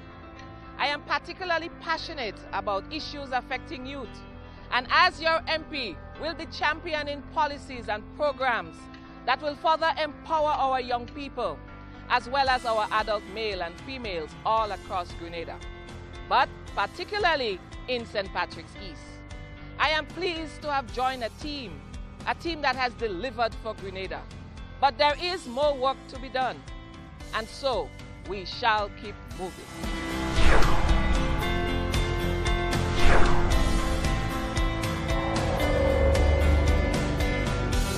Stay up to date with all that's happening with the new National Party, NNP. Send us a message via text or WhatsApp on 405-8683 with your name, email, and constituency. Stay in the know with NNP. Get updated. We are proud of the powerful women of the new National Party, and the journey for the return of the St. Andrews Big Three begins Sunday, December 3rd. The first joint launch of this campaign is at the Carlton Junction at Sky High. Come witness the triumphant entry of sisters Delma Thomas, Yolande Bain Hosford, and Emlyn Pear, plus a special appearance by the latest addition to the sisterhood, Kate Lewis.